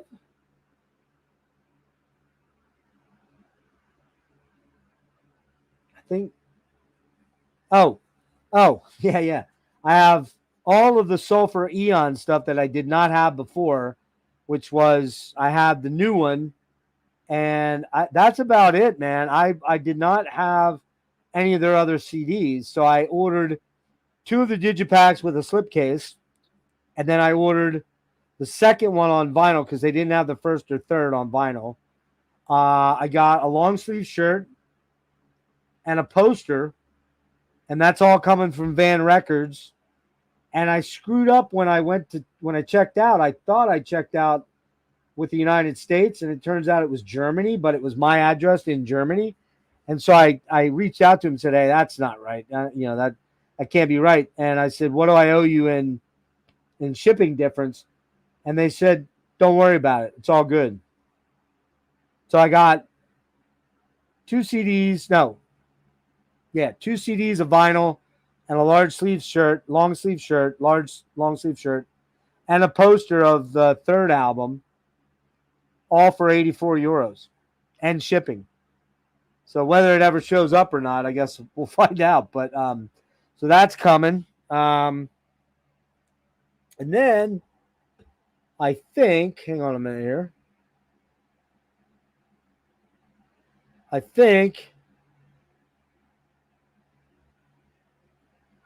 don't know, but I think that might be it for a while. I think that I might, well, let me look. Hold on. Oh, I have a box set of the Galactic Cowboys last 5 albums. So everything but the first 2. So it's like Machine Fish to the end. I got that coming in. And what else?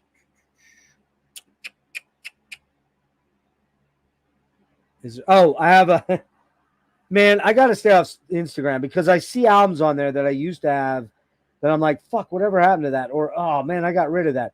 So I saw someone talk about Victor, the Alex Lifeson solo album. It's not great. It's not horrible. It's not really amazing, but it's not great or not awful. Had to go buy it. Found it on Discogs for I don't know, $12. That's coming. And the box set of I know what I got. I got Lunar Chambers EP coming.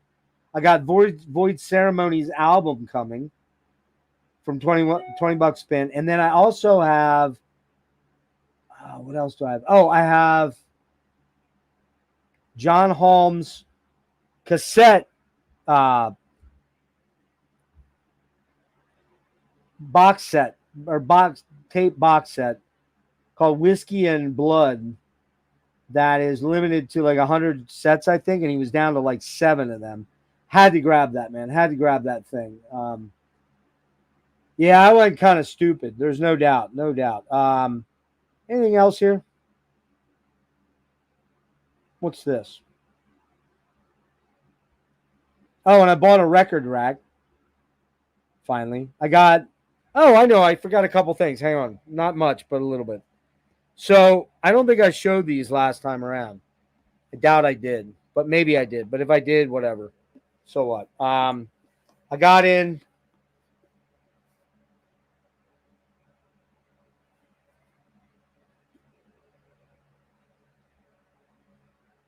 the Scott Burns Sessions book. Rotting Ways to Misery. Finished Death Metal.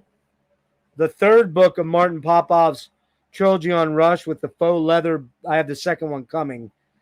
This one's called Driven, and the second one's called Limelight. First one's called Anthem. I have Anthem already. read that already. And I think that might be it.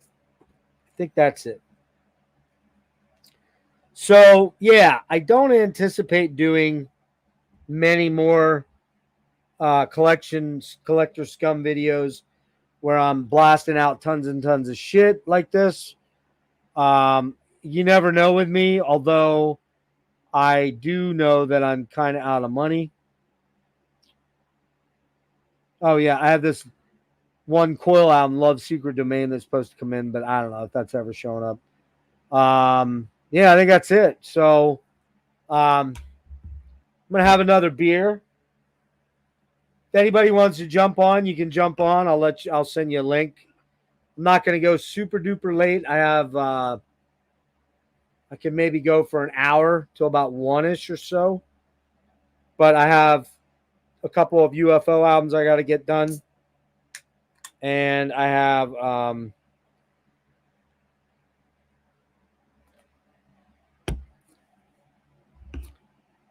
yeah, so that's what's going on there. And yes, they are, Rick. They're dysfunctional relationships for sure. But can't give up my Mad magazine. Sorry to hear that, buddy. Anybody got any questions? Anybody got any? As I said, tomorrow night at 10 o'clock here, Craig Bierhorst and Michael Butler, both from the Butlers, the band The Butlers out in San Francisco, Handsome Dick, Manitoba also. We are going to go over the Schenker and Chapman eras of UFO. So we'll be talking about these predominantly. Oh, shit. Come on now. These are the box sets. We're going to go from, we're going to do all those albums. Phenomenon, Force It, No Heavy Petting, Lights Out, Obsession, Strangers in the Night. We're going to talk about these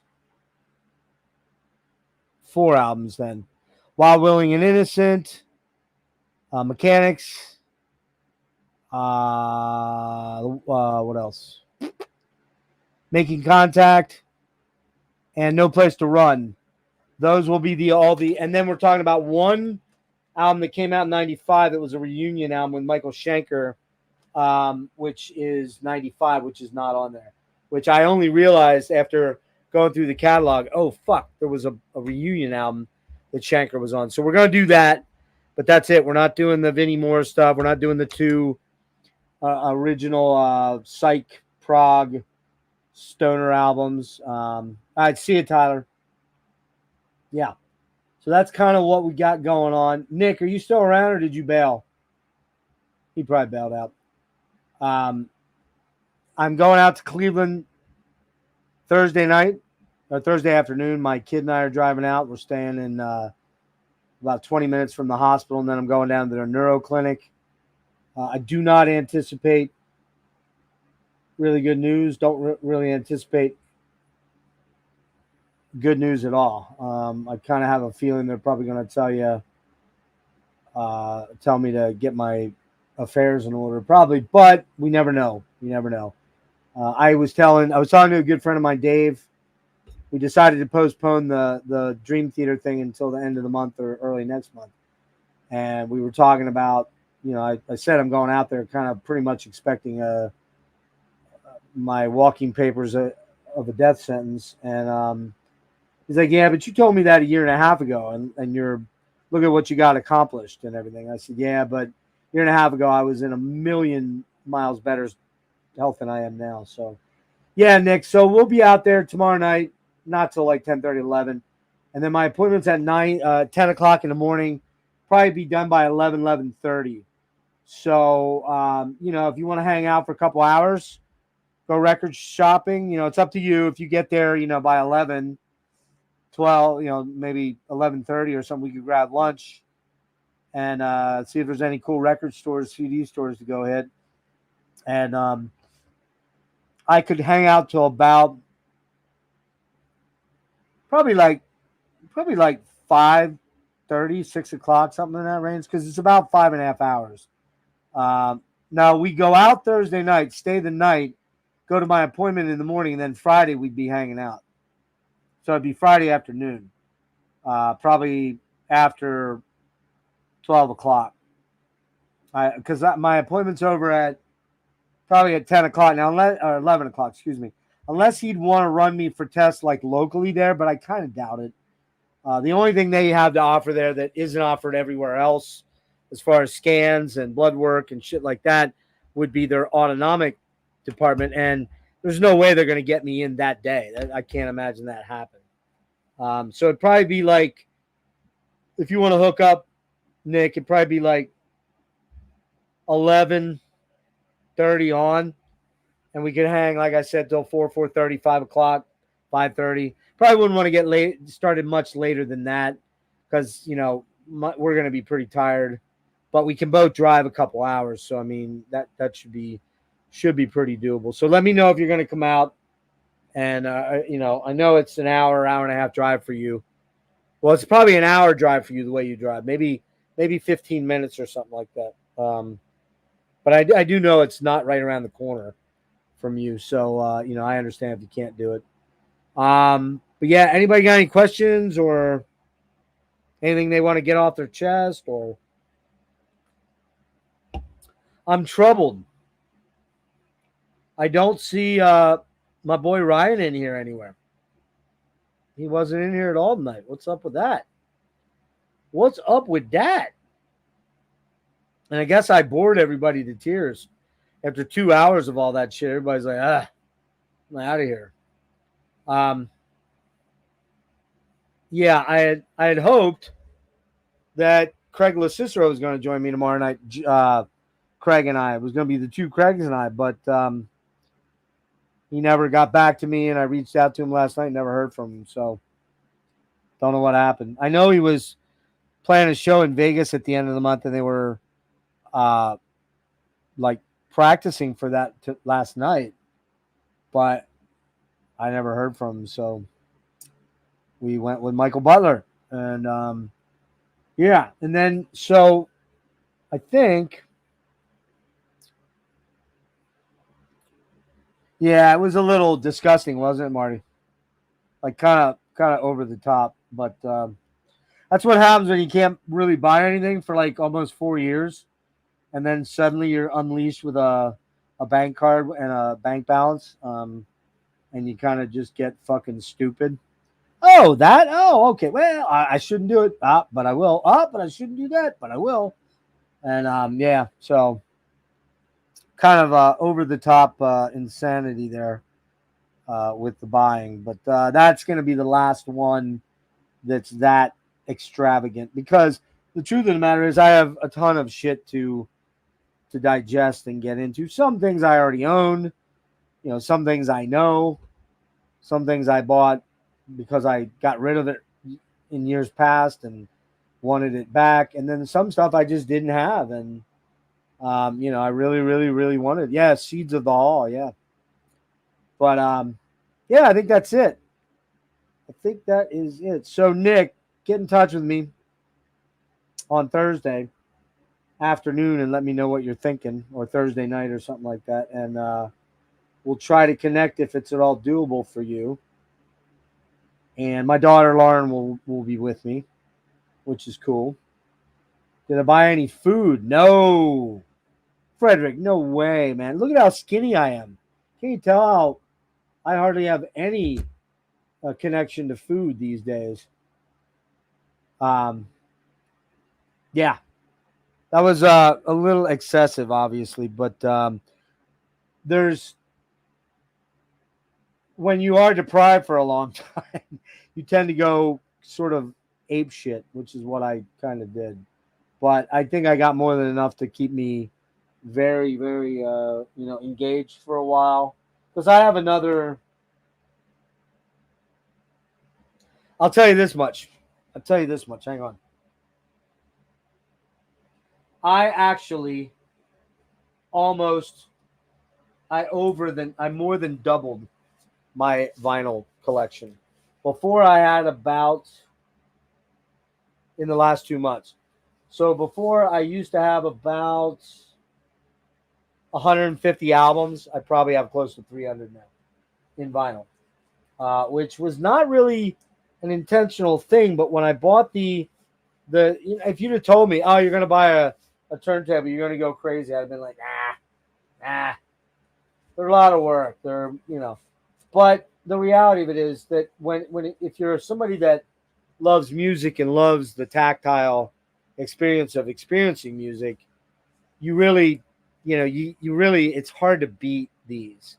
But they are a lot more work. There's no question about that. No question. They're a lot more work. You gotta invest time. You can't be on the phone. You can't be driving and checking out the scenery and all that kind of stuff. You kind of got to be indebted to the experience, and that's kind of what I decided to do by buying all this vinyl here of late. So, but the problem with it is that I pretty much have run out of space already. Like I have no idea where I'm going to go with all this stuff. Like I don't really have anywhere to go. I'm going to actually probably behind me here, underneath the Crimson Glory thing there. You maybe can see here with this.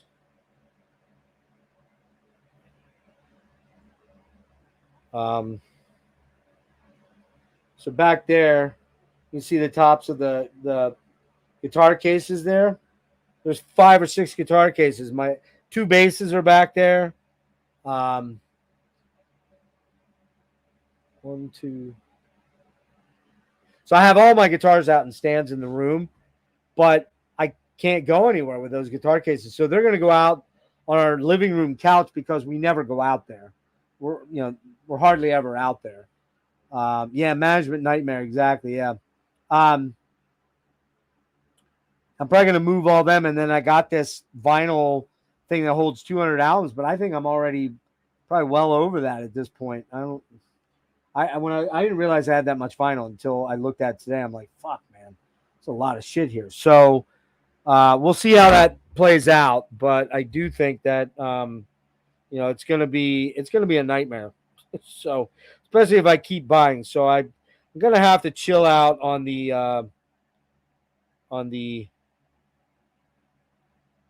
I'm just checking to see.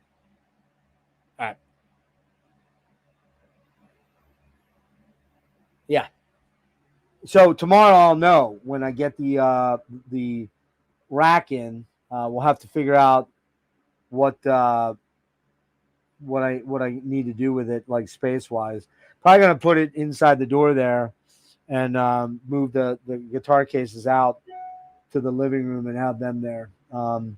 And if I need to stick something in the case, I'll just do it and store it out in the living room probably. I just don't have room for everything here. But yeah.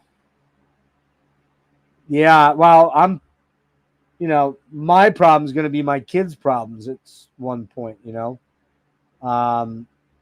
That's the reality. If I keep going, my kids already are going to have a pretty, not a nightmare, but they'll have a time going through everything and pulling what they want, selling what they want. Yeah. I was doing way less buying until I had money. Rick, I got a plan for you. Quit your job, okay? Move in with your dad or your mom, wherever. I don't know if your dad's still alive, but your mom is. I know. Move in with your mom. Quit your job. Go on food stamps. Go on Medicaid. It really does work. It slows your buying down like you wouldn't believe. It's amazing how much I didn't buy when I was in that situation. Things change, things change. What up? What's up, Eric? You missed it all. I just went through everything. Just wrapped up a 2-hour fucking deluge of nightmare spending. My Little Ponies, yeah. Well, you don't want to move to Florida? I mean, come on. Trump's down there. Ron DeSantis is down there. What's his name? Ice Baby's down there. What's his name? Rob. Vanilla Ice is down there. I mean, if I were you, I'd jump at the chance to move to Florida. Okay, I'm lying, but it's hot there too, from what I understand, in the summer. Hente fuck pillows. What's that? He says. Wink, wink, nudge, nudge. Say no more. Was working, dog. Man, you are the working man. I saw you literally catch on fire on Instagram. I was worried about you temporarily until I realized it was just one of those overlay things. I thought, that guy is working out so hard, he just caught fire. We are all envious of you, Eric. I'm not envious enough to come out and pay you to train me, but we are envious of you. Does that mean you don't drink anymore? I assume you don't drink much anymore, right? If you're adhering to strict diet and working out stuff, I would imagine you're not doing much alcohol in libations. I think we got to find Stefan. We got to find Stefan and see what's going on with Count Beelzebubba Goldberg. Drag thyself to thy hell. Drag thyself to thy hell. The stinking mall of Fluttershy. I have that somewhere. I have to upload that. We have to watch that again. That shit was the bomb. Nobody knows what's happened to him, though. Where is he? He's gone. Stefan's a working man now. He's probably got a chick.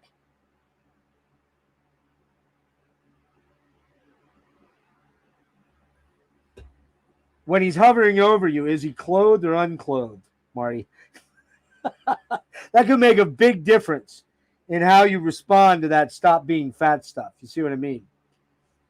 All right. Well, there you go. So, yeah. So anybody wants to pop in tomorrow night for the UFO deep dive with Craig and Michael, clothing optional. Stop by. We'll be starting at 10 p.m. I'd imagine we'll probably wrap up somewhere around 1. I'm hoping to keep it under 3, which I promised Craig I would. So I got to be expeditious in my commentary. Ooh, look at that hair. Fabio, boys. Fabio, eat your heart out. Eat your heart out. Don't hate me because I'm beautiful.